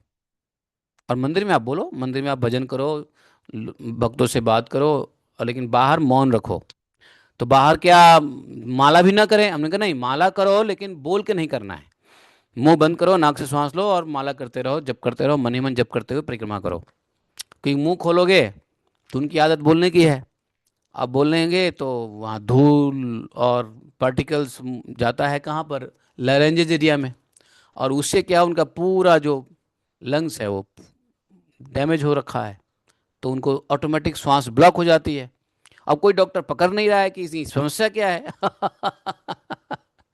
तो, तो रास्ते में वो बात करते जा रहे थे मेरे से, अब मैं चुपचाप ड्राइव कर रहा था स्कूटी। हाँ हाँ हाँ हाँ, अब इज्जत बचाने के लिए हाँ हाँ करना पड़ता है ना। तो मैंने हाँ हाँ मैं अपने, है ना, हेलमेट पहने, हेलमेट भी नहीं था, ऐसे ही सर झुका हिला रहा हूँ। तो वो क्या कह रहे हैं, प्रभु जी ये लोग सहजियां हैं। अब बात चली इनकी ये चैतन्य चरितामृत की। तो हमने, आप सुना चैतन्य चरितामृत पढ़ रहे थे, हमने फोन पे सुना। तो हमने कहा हाँ पढ़ रहा था, आजकल चैतन्य चरितामृत पढ़ता हूँ। तो बोले कि हम नहीं पढ़ा है, एक बार तो हमने हकीम जी का पढ़ा है। हकीम जी जानते हो कौन है? श्यामलाल जी, जिन्होंने जो जो उन्होंने हरिनाम प्रेस स्थापित किया है, और बहुत सारे ग्रंथ का ट्रांसलेशन उन्होंने किया हुआ है। वो भी डॉक्टर थे, इसलिए उनका नाम है हकीम जी। तो हकीम जी का पढ़ा है। हमने कहा हकीम जी का पढ़ा है, और फिर कहते हैं अरे ये सब सहजिया है। हमने कहा आपको किसने कह दिया सहजिया है? सहजिया का मतलब क्या है? अरे भैया वो श्यामानंद प्रभु के लीनेज में है। श्यामानंद प्रभु बड़े भगवान के बड़े चैतन्य महाप्रभु के पार्षद रहे हैं श्यामानंद प्रभु। और चैतन्य महाप्रभु के पार्षद के लीनेज में यदि हैं तो सहजिया कैसे हो गए? चैतन्य महाप्रभु के लीनेज में माधव दास थे, उनके लीनेज में अगर कोई भक्त है तो सहजिया कैसे हो गया है? कोई रघुनाथानुगा है तो सहजिया कैसे हो गया? बहुत डिस्कशन में हम नहीं गए, लेकिन हम ऑब्जर्व कर रहे थे कि देखो, मतलब कि इस्कॉन में इतना दिन रहने के बाद, इस्कॉन के गुरुओं से शिक्षा प्राप्त करने के बाद, उनको तमिल भी आती थी, क्योंकि तमिल नहीं, तेलुगु तेलुगु भी आती थी, तेलुगु में जाके प्रचार करते थे। हैं ब्रजवासी ब्राह्मण, यही जावट के हैं, वो जावट से उनका शरीर है। और कहते क्या, राम के बारे में उन्होंने बोल दिया मेरे से। हमने कहा राम वही है जो कृष्ण है। तो कहते नहीं नहीं, राम कृष्ण नहीं है। हमने, किसने बोला राम कृष्ण नहीं है? कृष्ण ही राम है, राम ही कृष्ण है, दोनों में अंतर है क्या? अरे बाप रे, ऐसी ऐसी दो तीन बातें उनके मुंह से सुनी। अब उन्होंने ही मुझे पहले कहा था कि भक्तों को देवी भागवत नहीं पढ़ना चाहिए। वही थे, वो उसी मंदिर के रहने वाले, उन्होंने इन्होंने ही कहा था। हाँ वही वही थे ना, ये गोड़े भट्ट वाले। तो हाँ, तो मेरे को देखो, श्रद्धा तो साधु में है, चलो भाई 17 साल से परिक्रमा कर रहे हो, लेकिन ज्ञान के नाम पे इतनी भेद बुद्धि है। मेरे को बड़ा आश्चर्य लगा, हे भगवान, मैं तो सर पकड़ लिया। हमने क्या इनको बताएं? तो फिर उन्हीं की भाषा में मैंने जवाब दे दिया कि हाँ मतलब राम का मतलब बलराम। तो खुश हो गए, हाँ राम का मतलब बलराम। ठीक है, राम को बलराम समझ लो, राम को राम समझ लो, राम को कृष्ण समझ लो। क्या अंतर है भाई? है? राम बलराम और कृष्ण में क्या अंतर है? है? लीला से अंतर है, तत्व तो सब एक ही है। भाई गुरु में, बलराम में, नित्यानंद में, चैतन्य महाप्रभु में, राम में, नरसिंह में क्या अंतर है? तत्व से सब एक ही है। लीला से सबका अपना अपना कार्य है, सबका अपना अपना ऐश्वर्य है, सबका अपना अपना प्रयोजन है, प्रोजेक्ट है। लेकिन हो मैं पहले तो पता है, मैं जैसे उनको लेके आया घर पे, मैं आप लोगों को ये सब क्यों कह रहा हूं, मैं थोड़ा सा क्यों कह रहा हूं ये कहानी? इससे कुछ शिक्षाएं मिल रही है क्या, या नहीं मिल रही है? ये शिक्षाप्रद उदाहरण नहीं है? ये शिक्षा है। और फिर ऐसी भेद बुद्धि, तो जो भी है कहने का मतलब ये है। अब देखो, हमें भी भगवान कैसे कैसे भक्तों से मिलाते रहते हैं, और हमको मिलाते भी है ज्ञान देने के लिए कि देखो ऐसे ऐसे ज्ञानें भी चल रही हैं। है। लेकिन हम तो रिस्पेक्ट करते हैं कि चलो भाई उनकी साधना अच्छी है, उनका तपस्या अच्छा है। बेचारे 17 साल से बिना बिना किसी घर द्वार छोड़ दिया। जावट में घर है, लेकिन घर कभी नहीं जाते। 17 साल में बोले कि 2 बार गया हूँ जावट, उसके बाद गया ही नहीं। और फिर भी जो है, ब्राह्मण शरीर है, ब्रजवासी है, 17 साल से गिरिराज जी परिक्रमा कर रहे हैं। तो हम तो बस इसी बात से वो हो जाते हैं कि अरे परिक्रमा कर रहे हैं, इन्होंने इतनी बड़ी तपस्या ले लिया, मतलब कुछ तो लिया है इन्होंने, वाओ। तो भगवान को ज्ञान नहीं चाहिए, भगवान को तो भैया भाव चाहिए, और आपके गुण चाहिए। कौन से गुण पे भगवान रिझ जाएंगे, भगवान जाने। तो जैसे हम वापस आए कमल, तो हमने उनको कहा कि प्रभु जी पहला काम तो ये कीजिए कि पहला इलाज ये है कि आप मौन धारण करेंगे। पहला इलाज। और फिर बाकी के इलाज हमने बाद में बताया कि चलो हीट पैड दिया, इसको थोड़ा सा सेकाई करो और ये एक्सरसाइज करो, ये सब बातें हमने थोड़ा बता दिया। बाकी हमने ये कह दिया कि आप जितना भी इलाज कराओगे, इलाज से कोई कुछ नहीं होने वाला, कितना ही मेडिसिन खा लोगे इससे कुछ नहीं होने वाला। आपने कितने इलाज, अरे 5 साल से खा रहा हूँ दवाई, हमने कहा अगले 50 साल तक भी खाते रहोगे तो समस्या, समस्या दवाई में, दवाई के लिए वो है ही नहीं आपकी समस्या। आपकी समस्या जो है बिहेवियरल है, आपको आदत चेंज करनी पड़ेगी।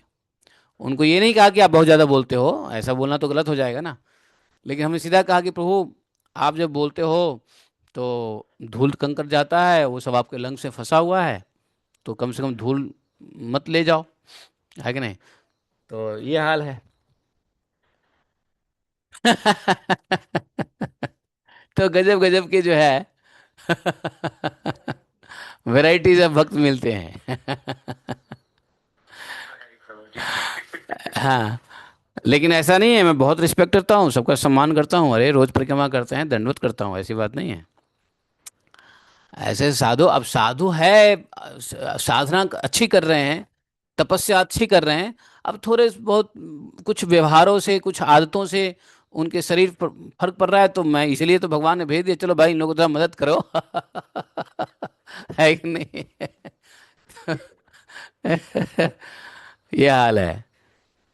तो अभी देखो, मतलब फिर भागवतम को क्यों नहीं सही से पढ़ा जा रहा है। भागवतम में ये अक्रूर जी की प्रार्थना अगर सही से पढ़ ले कोई तो क्या समझ में आएगा। यहाँ गीता और भागवतम भगवान भी वही बोल रहे हैं और अक्रूर जी भी वही कर रहे हैं। ए अप देवता अन्य भक्ता, अद्य अपि अन्य धिया प्रभो, आप ही को भजन कर रहा है, तो काहे को, क्या प्रॉब्लम क्या है। तो तत्व ज्ञान दे दो, बहुत अधिक चाहते हो तो तत्व ज्ञान करा दो। मतलब देखो, फिर अक्रूर जी कहते हैं यथा द्विप्रभव नद्य पर्जन्या पूरिता प्रभो विशन्ति सर्वतः सिंधो तत्त्वाम तत्त्वाम गतयो अंततः। मैं एक बात बताऊं, ये गीता भागवतम की बात क्यों नहीं हृदय में आ रही है, उसका कारण है। कारण क्या है, गीता भागवतम का संस्कार संस्कृत में लोग नहीं ले रहे हैं, ये सब ट्रांसलेशन से पढ़ रहे हैं, ट्रांसलेशन ट्रांसलेशन ट्रांसलेशन। अरे ट्रांसलेशन से आपने थोड़ा पढ़ लिया, भक्ति में आ गए, अब ओरिजिनल टेक्स्ट तो समझो, क्योंकि संस्कृत के बिना संस्कृति नहीं आने, संस्कार नहीं आने वाले। फिर तो जैसे अंग्रेजी भाषा में, है कि नहीं, पढ़ते रहो पागलों की भाषा में। भाई थोड़ा प्रोग्रेस तो होनी चाहिए भाई, कम से कम इतना तो जानो। आप अंग्रेजी की वजह से आपने जान लिया श्लोक, ठीक है, समझ गए भगवान कौन है, लेकिन फिर श्लोक को जो जिस भाषा में है, जिस भाषा में ज्ञान मिल रहा है, जिस भाषा से ट्रांसलेशन हुआ, उस भाषा को पकड़ने की कोशिश क्यों नहीं करते। उस भाषा को पकड़ने की कोशिश करो, तो क्या होगा, संस्कृत की भाषा से, हमने क्या कहा, आपका न्यूरॉन्स चेंज हो जाता है, ब्रेन की न्यूरोलॉजी चेंज हो जाती है पूरा, और वहाँ से पूरे शरीर में एक अलग ही वाइब्रेशन, अलग ही अंडरस्टैंडिंग, अलग ही चेतना, अलग ही विचार उत्पन्न होता है। शुद्ध विचार उत्पन्न ही नहीं होगा, क्योंकि अशुद्ध भाषा से शुद्ध विचार कैसे उत्पन्न होगा। अशुद्ध भाषा है ये अंग्रेजी भाषा। अंग्रेजी भाषा पागलों की भाषा है, अंग्रेजी भाषा उन्मादियों की भाषा है, अंग्रेजी भाषा मलेच्छों की भाषा है। विदुर ने कहा है, विदुर जी ने कहा है मलेच्छा भाषा। एक पुस्तक है। प्रभु हाँ जी। जो स्तोत्र पढ़ते हैं संस्कृत में, जो भी श्लोकास पढ़ते हो तो उसका असर पड़ता है फिर। नहीं असर पड़ता है, 2% या 1%, क्योंकि आप जो पढ़ रहे हो उसका भाव नहीं आपको पता है ना। मैं अभी गोपी गीत में भाव क्यों कह रहा हूं लेने के लिए, संस्कृत से ही भाव क्यों कहना लेने के लिए। अब आप पढ़ रहे हैं श्लोक, लेकिन उसका भाव नहीं, जितना भाव को समझ में आ रहा है संस्कृत में से, उतना ही आपको वो परिवर्तन करेगा, उससे अधिक नहीं करेगा, समझे। इसलिए बहुत सारे प्रभुपाद के डिसाइपल हुए हैं जिन्होंने प्रभुपाद से तो अंग्रेजी में सीखा, लेकिन बाद में वो संस्कृत पे आ गए। जैसे एक बासुघोष प्रभु हैं, बड़ौदा में एक बासुघोष प्रभु, जानते हैं आप, वो अंग्रेजी से संस्कृत पे आ गए, उन्होंने संस्कृत पढ़ी, संस्कृत बोलते भी हैं वो। संस्कृत के ऊपर अभी महाराज जी का, हमारे गुरु जी महाराज जी का व्यास पूजा हुआ था, तो स्टेज पे वो क्या बोलते हैं, वो स्वास्तिक मंत्र बोल रहे थे, वेद के मंत्र बोल रहे थे, वो पंडितों के साथ। आप देख लो, जैसे ये स्टार्ट होता है तो जो वेलकम इन्वोकेशन होता है ना, उसमें वो ऑस्पिशियस इन्वोकेशन में वो भी थे। तो वही वही एक नहीं है, और भी कितने भी प्रपात के डिसाइपल हैं जिन्होंने संस्कृत में जाकर के खोज करना शुरू कर दिया, इंग्लिश से शिफ्ट कर दिया उन्होंने। कारण क्या है? अब देखो उसी बस घोष प्रभु में, बाकी प्रभुपाद के शिष्यों में और उनमें अंतर देखो। विदेशी शिष्य कह रहा हूं, अंतर देखो, बड़ा संस्कार का अंतर है। वासुघोष प्रभु को जानते हो? एनीबडी नोज हियर वासुदेव प्रभु, वासुघोष प्रभु, भाई बड़ौदा वाले? नहीं जानते? कोई कोई नहीं जानते वासुघोष प्रभु को? कोई सुना भी नहीं है? हैं? अमेरिका के हैं वो वासुघोष प्रभु। अब देखो उनका संस्कार, जब से संस्कृत उन्होंने पकड़ा है, जब से संस्कृत पढ़ना शुरू किया, संस्कृत बोलना शुरू किया, उनके संस्कार देखो। बाकी सभी विदेशियों से उनके संस्कार अलग है। पिताजी को चैतन्य जो बोलता है, हाँ। वो आई थी ना, तो वो उसके बच्चे मैया पिताजी बोलते थे तो। और वो संध्या करते हैं, तर्पण करते हैं, जो ब्राह्मणिकल उनके अंदर संस्कार आ गया है। तो कहने का मतलब भाषा का बड़ा अंतर है भाई। इसलिए बेसिक ज्ञान तो हो जाता है अंग्रेजी में, लेकिन वो ज्ञान से आपका संस्कार कभी परिवर्तन नहीं होगा, वो मन बुद्धि के ऊपर तक ही रहेगा।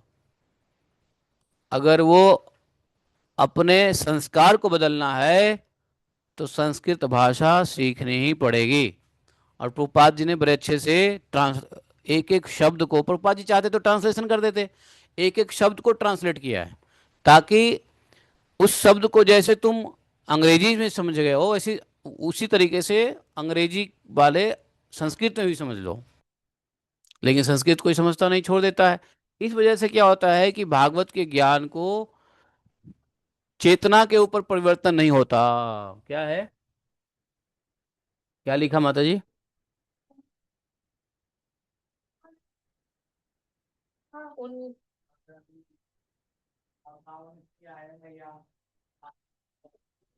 हाँ। तो क्या बोल, अरे अभी कथा चल रही है, बाद में आओ। अभी कथा चल रही है, बाद में आओ, बाद में 1 घंटे बाद। अरे अरे डिस्टर्ब मत करो, कथा चल रही है, कथा।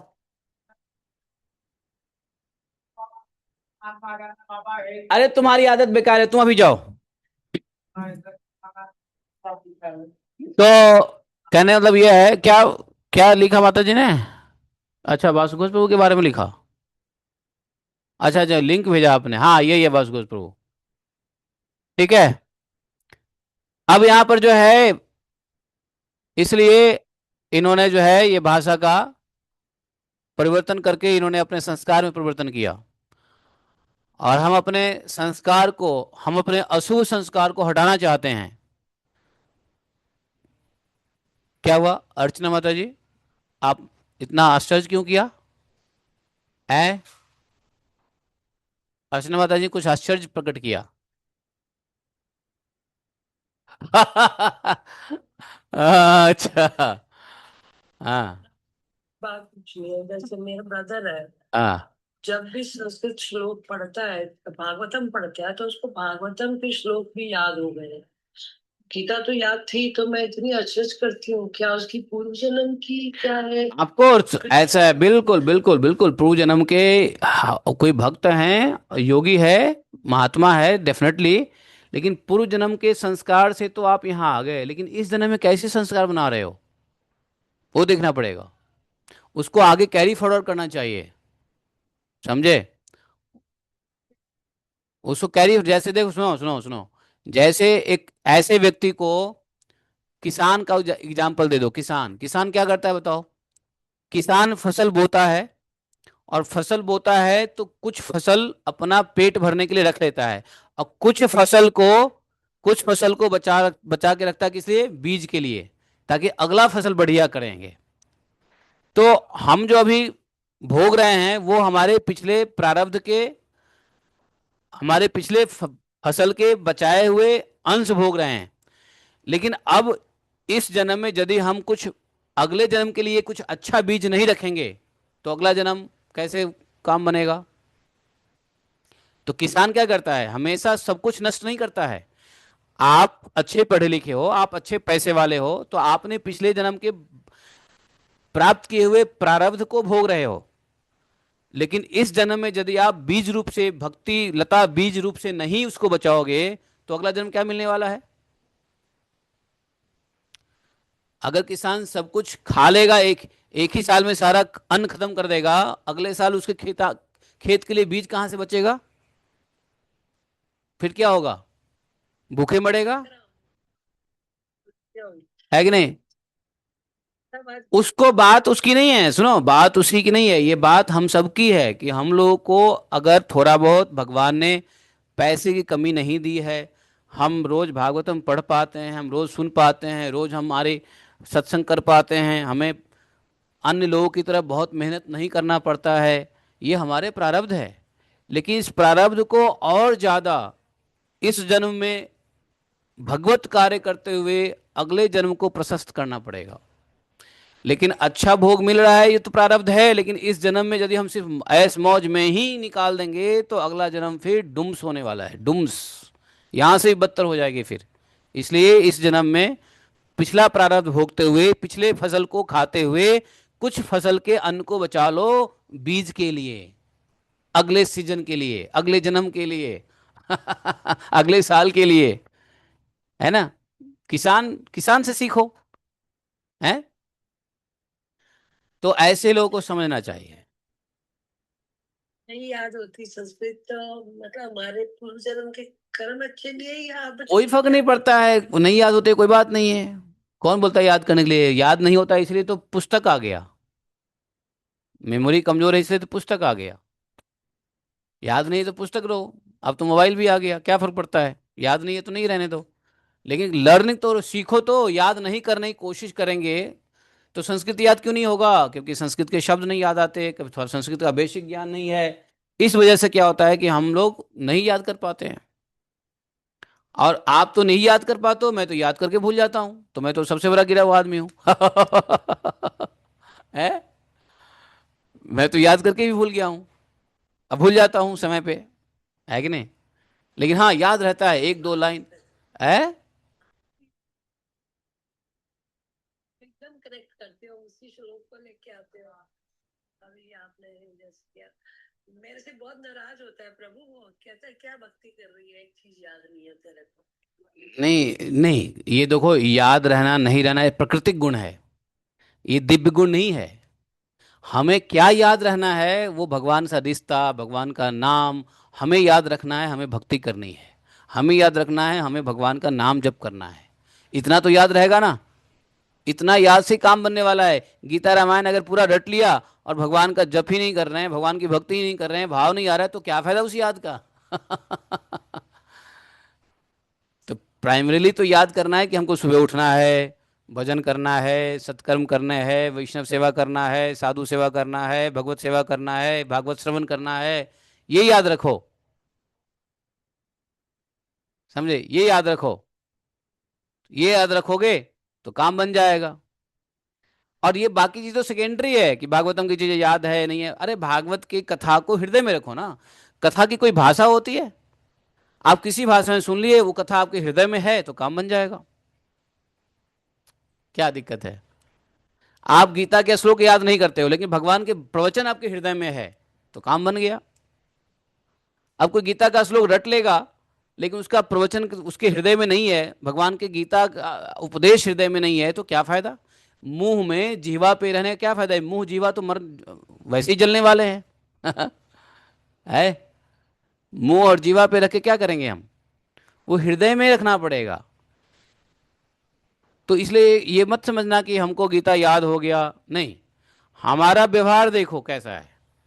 हमारा व्यवहार यदि भगवान के भक्ति के अनुकूल है, भगवान को प्रसन्न करने के अनुकूल है, शास्त्र साधु के अनुकूल है, तो लेकिन इस बात को समझ लो, जो व्यक्ति याद कर पाते हैं, जो व्यक्ति अच्छा, वो व्यक्ति पूर्व जनाए बनाए हुए कर्म है, उनको बताओ कि वो तो तुम्हारे पूर्व कर्मों के मुताबिक है, लेकिन अब यहाँ क्या कर रहे हो, उसको आगे कैसे बढ़ा रहे हो।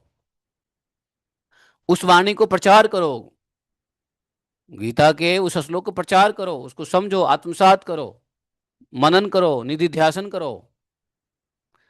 मनन और निधि ध्यासन के लिए श्लोक रटने की जरूरत नहीं पड़ती है। ठीक है। तो यहाँ पे बहुत ही अच्छी प्रार्थना है अक्रूर जी का। अक्रूर जी 30 श्लोक में प्रार्थना है, मैं अभी 10 श्लोक ही किया, क्योंकि क्योंकि हमने फालतू की बातें ज्यादा कर ली।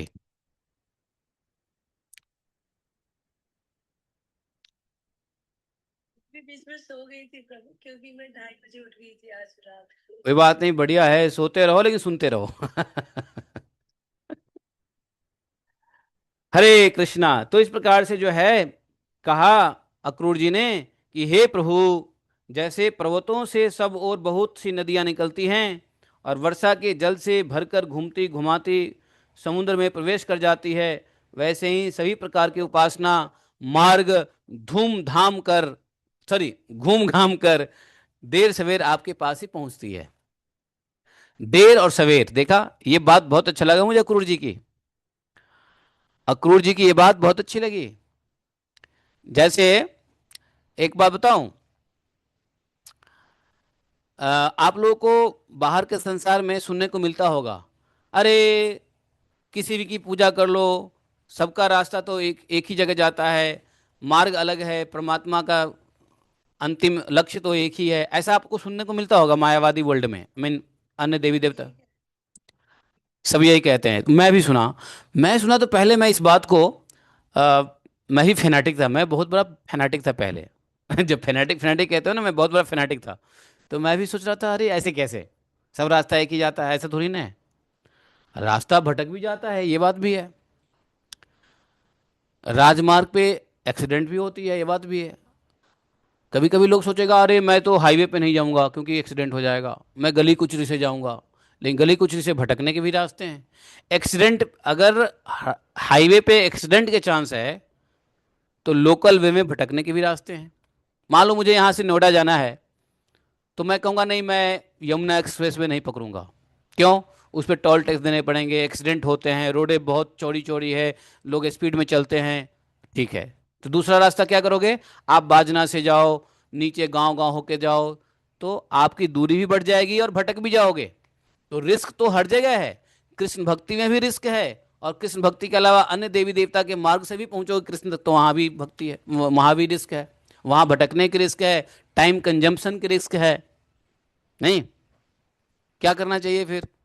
तब मैं सोचा कि अरे, फेनेटिकली मैं ये सोच तो रहा हूं, लेकिन वास्तव में इस कोई भक्त हो जो इस बात को बताए, तो देखो भागवत में अक्रूर जी यही कहते हैं। तब अक्रूर जी का स्टेटमेंट मिलता है हमको, क्या मिलता है? सर्व एव यजंती वा सर्वदेव महेश्वरम यथाद्रिपभवा नद्य पर्जन्या पुरीतः प्रभो विशन्ति सर्वतः सिंधु तद्वताम गतयो अनंतः अंतः गतयो अंतः। मतलब कि देर सवेर, ये कह रहे हैं कि सभी प्रकार के उपासना मार्ग घूम घाम कर देर सवेर आपके ही पास पहुंच जाते हैं। कैसे? जैसे पर्वत से सब ओर बहुत सी नदियां निकलती हैं, वर्षा के जल से भरकर घूमती घामती समुद्र तक पहुंच जाती है, वैसे ही सभी मार्ग आप तक पहुंचते हैं। तब मुझे समझ में आ रहे, ये बात तो अक्रूर जी भी कह रहे हैं। तो इसका क्या तात्पर्य हुआ? तात्पर्य यह हुआ कि बाकी के देवी देवता के लोग जो हैं, बाकी देवी देवता के पुजारी लोग हैं, वो यदि भक्ति कर रहे हैं अन्य देवी देवता को, तो उनको कृष्ण तत्व का ज्ञान देने की कोशिश करो, उसको प्रचार कहते हैं। बिना उसके साधना को गलत बताए हुए आप कृष्ण तत्व की साधना ज्ञान दो। यदि उसको समझ में आ जाए तो ठीक है, नहीं समझ में आ जाए तो उनको नमस्कार करके इज्जत से उनके हाथ जोड़ के हरे कृष्णा करके वापस चले आओ। कोई द्वेष मत करो, कोई उल्टी सीधी बातें मत करो। क्यों? क्योंकि वो आज कृष्ण तत्व नहीं समझ रहा है, लेकिन वो ऐसा समय आएगा जब वो कई देवी देवता को पूजा करते करते कृष्ण तत्व को समझेगा। क्योंकि यहाँ पे कह रहे हैं विशंति सर्वतः सिंधु तत्व त्वाम गतयो अंतः। तत्व से वो अंतोगत्वा भगवान के पास ही जाएगा वो। हाँ, अभी नहीं जा रहा है, वो कितने जन्म में जाएगा। नहीं, तत्व से कृष्ण के पास आएगा ही। तो इसलिए प्रचार का मतलब यह है कि आप कृष्ण तत्व का ज्ञान देने की कोशिश करिए, भक्ति का ज्ञान देने की कोशिश कीजिए। कोई जीव यदि उसको पकड़ लेता है तो भाग्यवान है, नहीं पकड़ता है तो फिर छोड़ दीजिए। क्योंकि अंत में वो जिस मार्ग में भी है, चाहे वो काली के भक्त हो, चाहे वो दुर्गा के भक्त हो, चाहे चंडी के भक्त हो, चाहे मनसा देवी के भक्त हो, चाहे कोई भी अभा प्रभा के भक्त हो, सब उसी मार्ग, वो पहुंचेंगे वही मार्ग पे। लेकिन हाँ, समय लगेगा, कई जन्म लगेंगे, हो सकता है। तो अपने को ज़्यादा दिमाग नहीं लगाना है।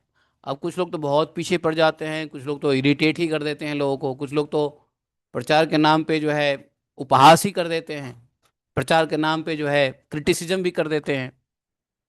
ये सब, this is not good for social harmony. समाज में समन्वयता लाने के लिए सब ठीक नहीं है। समाज के सौहार्द इससे खत्म हो जाता है कि नहीं। तो इस प्रकार से तो फिर मुस्लिम भी कहेगा कि मुस्लिम भी कहेगा मेरी किताब में लिखा हुआ है कि जो मुस्लिम, जो अल्लाह को नहीं मानता वो काफिर है, मारो उसको। फिर ऐसा थोड़ी ना है, उसका अर्थ ये थोड़ी ना है। काफिर का अर्थ वो तो नहीं है। काफिर का अर्थ है भैया, जो भजन भक्ति साधना नहीं करता है, चाहे किसी का भी करे, कर तो रहा है ना, लेकिन उसका अलग फिलॉसफी दे दिया तो अलग तरीके से उन लोग का बिहेवियर हो रहा है। उनके नज़र में सब काफिर है। जो ऊपर वाले का इबादत ना करे वो काफिर है।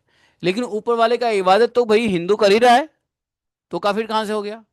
हाँ, जो इबादत नहीं करता है, जो दारू शराब में लगा रहता है, जो अपने जीवन के ऐश मौज में लगा रहता है, वो वाकई में काफिर है। जो मंदिर नहीं जाता है कभी, जो भगवान को मानता ही नहीं, वो काफिर है। लेकिन जो भगवान को मानता है, जो गुरु की पूजा करता है, जिसकी श्रद्धा किसी चीज में टिकी हुई है और उसकी उपासना कर रहा है, वो काफिर थोड़ी ना होता है। तो सब डिपेंड करता है एजुकेशन सिस्टम पे, कैसा एजुकेशन दिया गया है, किस मोटिव से एजुकेशन दिया गया है।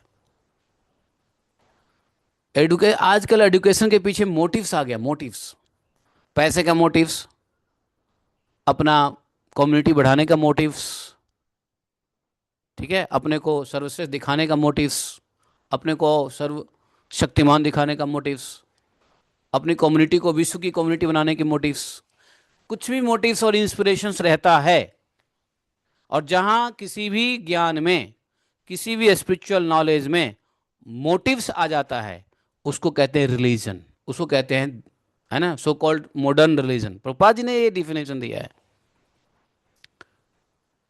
अहेतु की प्रतिहता ही भगवत ज्ञान है, जिसमें कोई मोटिव्स नहीं है, कोई हेतु नहीं है। लेकिन जहां हेतु जुड़ जाए वो फिर स्पिरिचुअल नहीं है, वो फिर रिलीजन आ जाता है, सो कॉल्ड मॉडर्न रिलीजन।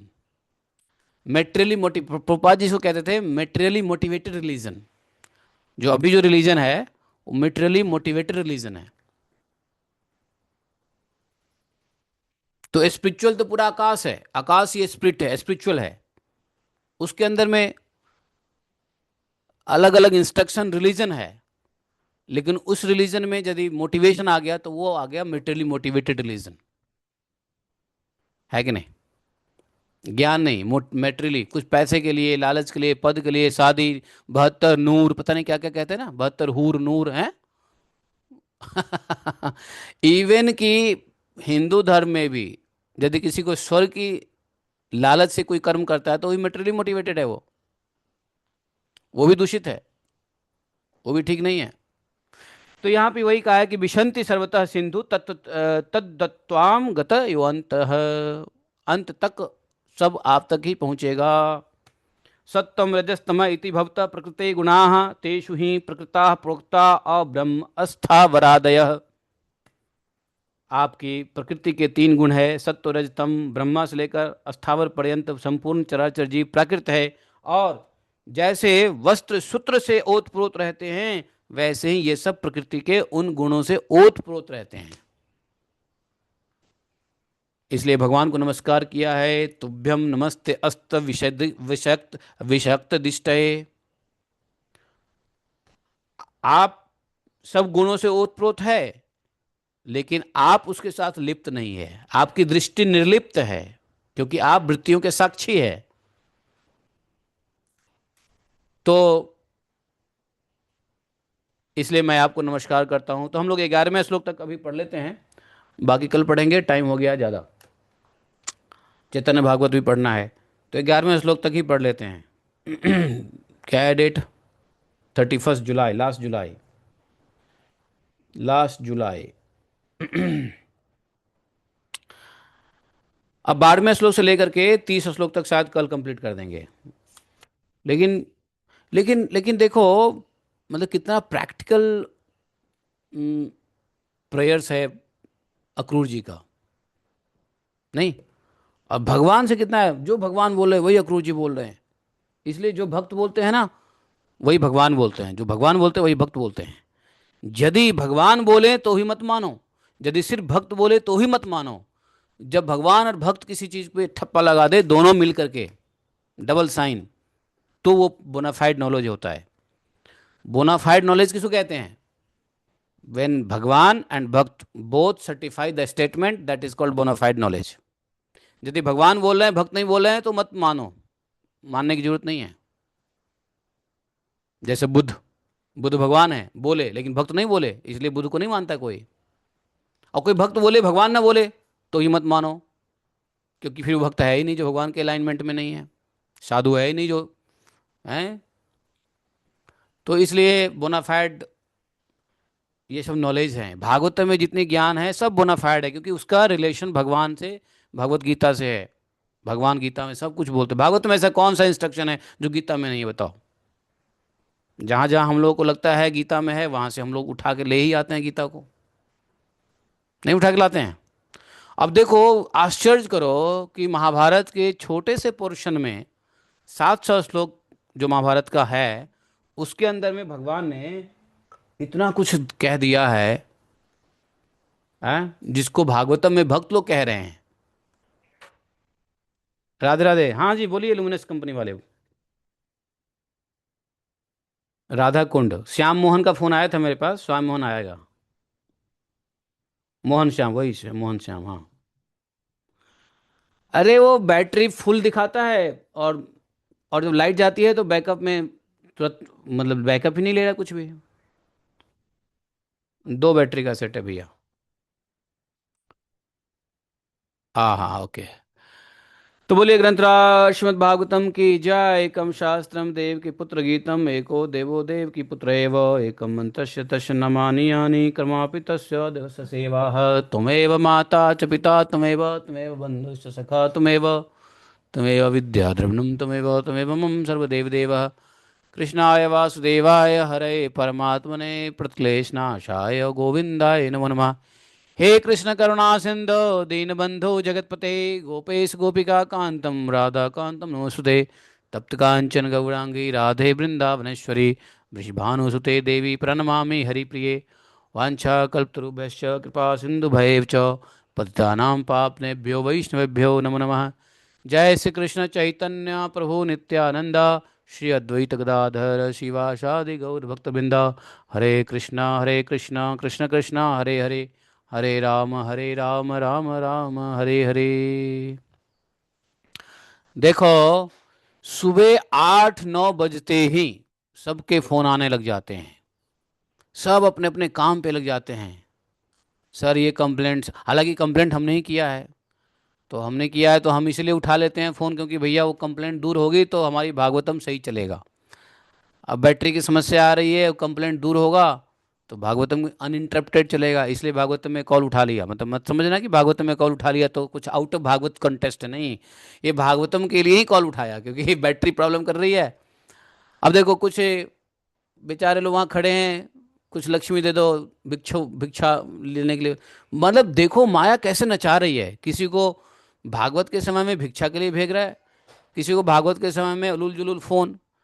कोई भागवत के समय फोन कर देगा, प्रभु जी प्लाट चाहिए, प्रभु जी फ्लैट चाहिए, प्रभु जी ये चाहिए, प्रभु जी वो चाहिए। मतलब सुबह सुबह का टाइम है भाई, भागवतम में बैठो, ज्ञान लो। 9:30, अच्छा मैं टाइम भी ज़्यादा ले रहा हूँ, 9:30 बज गया, लोगों को लगता है कि 9 बजे तक ही भागवतम होती है। एक वक्त मुझे कल फोन किए, आई थॉट कि you finish your Bhagavatam by 9 o'clock। हमने कहा नहीं नहीं, my Bhagavatam goes even till 11 o'clock। तो मतलब देखो कितना, ये सब भगवान की कृपा समझो कि हम लोग बैठ पाते हैं, नहीं तो दुनिया परेशान है। देखो नौकरी के चक्कर में 8 बजे भागता है, 9 बजे ड्यूटी पे करने के लिए नहीं। अरे यहाँ सब काम धाम छोड़ के भागवतम के पीछे लगे हुए हैं। तो भागवतम की कृपा नहीं तो और किसी की कृपा है? यही समझना चाहिए ना। साक्षात अनुभूति देखो, भागवतम की कृपा है नहीं तो दुनिया परेशान है। कहाँ कहाँ चक्कर में, धन के चक्कर में, मन के चक्कर में, घर के चक्कर में, पुत्र के चक्कर में, पत्नी के चक्कर में। सुबह होते ही सब भागने लग जाता है, चाबुक की तरह माया जो चलाती है, चल बेटा चल मेरे धन्नो है। है नहीं, कहाँ किसी के पास टाइम है। प्रभु जी हम लोगों को संसार का लात लग चुका है। आ तो संसार का, सही बात है, संसार की लात लगने पे ही काम बनता है। और जिनको संसार की लात नहीं लगी वो संसार में हाथ मार रहे हैं, है ना। जिसको संसार की लात न लगी वो संसार में हाथ मार रहे हैं। सही बात है, सही बात है, ये बात सही है। अरे भाई यहाँ बड़े बड़े रियलाइज लोग, साक्षात्कार किए व्यक्ति सब यहाँ बैठे हुए हैं। हैं, आप लोग को जबरदस्त साक्षात्कार हो रखा है, हैं? ये प्रभु जी आप ही का ज्ञान है प्रभु जी। जय हो साक्षात्कार। जी इतनी यंग एज में आप सब कुछ छोड़ के बैठे हो ना, राधा कुंड में। अरे यंग एज कहाँ है भाई, मैं 47 ईयर्स बुढ़ा हूँ। या फोर फोर वाली फिगर में हम तो देखो कहाँ पहुंच गए। 4 फिगर 5 फिगर से कुछ ना, कोई 10 फिगर में भी चला जाए क्या फर्क पड़ता है, कोई 9 फिगर में रहे तो क्या फर्क पड़ता है। हम तो देखते हैं कि अरे देखो 19 साल का वो हमारे प्रभु जी कितना प्रवचन करते हैं बताओ। एक बच्चा 5 साल में कितना प्रवचन करता है बताओ। तो भैया देखो माता जी, अपने से नीचे को देखोगे तो अंत नहीं मिलेगा, अपने से ऊपर देखोगे तो भी अंत नहीं मिलेगा। इसलिए जहां हो वहीं पे संतुष्ट होके भजन करते रहो। मत देखो you are in 3 and 4 and I am in 7 और 6। तो ये नंबर मत देखो, है ना, 3 4 5 6, क्योंकि हम भी देखेंगे नीचे तो हम देख रहे हैं अरे भागवत देखो, भागवत प्रभु को देखो कितना बड़ा विचार है, सिंसियरिटी से प्रचार कर रहा है। जितना भागवत प्रचार कर रहा है उतना हम प्रचार कर रहे हैं। भागवत के गुरु जी भी भागवत को लेके प्रचार कर रहे हैं। तो ऐसे बच्चे का नसीब देखो, कृपा देखो। एक शास्त्री जी हैं जो मात्र 18 साल के हुए हैं बेचारे अभी, और जब 5 साल के थे तब से कथा कर रहे हैं, दाढ़ी मूछ भी नहीं थी। तो बहुत सारे लोग हैं कृपा पात्र हैं, इसलिए नीचे देखोगे तो अंत नहीं है, ऊपर देखो कोई अंत नहीं है। जैसे पैसे वाले, पैसे वाले में देखो कोई गरीब देखे तो उसको उससे भी गरीब दिख जाएगा, अमीर कोई भी अमीर से अमीर दिखेगा तो उसके ऊपर भी अमीर दिख जाएगा। तो कोई अंत है ही नहीं संसार में, देयर इज नो एंड। है कि नहीं है। सही कह रहे तो इसलिए क्या देखना है, ना ऊपर देखो ना नीचे देखो, देखना है तो ऊपर ही देखो, नीचे मत देखो। और अपना बराबर में देखते रहो, चलते रहो, हरे कृष्णा। तो ऊपर से प्रेरणा लो, नीचे स्नेह दो। क्या करो, ऊपर से प्रेरणा लो, नीचे से स्नेह दो। नीचे वालों से ईर्ष्या मत करो, अरे तू तो डबल डिजिट में 20वें साल में ऐसा कर लिया, तो तीसरे साल वैसे नहीं। तो नीचे वाले को देख के हमें स्नेह प्रेम, ऊपर वाले से देख करके प्रार्थना और प्रणाम। ऊपर से पीपी, प्रार्थना प्रणाम, ऊपर वाले को देखो तो अपने से सीनियर को, और नीचे वाले को देखो तो प्रेम और स्नेह, और बराबर वाले को देखो तो आ हरे कृष्णा, जय जय श्री राधे श्याम। आज हम लोग, अरे गोपी गीत तो पढ़ो, किसका टर्न है आज। जयति ते अधिकम जन्मना ब्रज शयत इंदिरा शाश्वतत्रयी दैतदृशतां दीक्षुतावका सभा तुम विष्णु। कहाँ से टोन बदल दिया इन्होंने। स साधु जात स सरसिजोदर श्रीमुखादृशा सुरतनाथ ते अशुल्कदासिका विरदने न तो मैं क्यों वद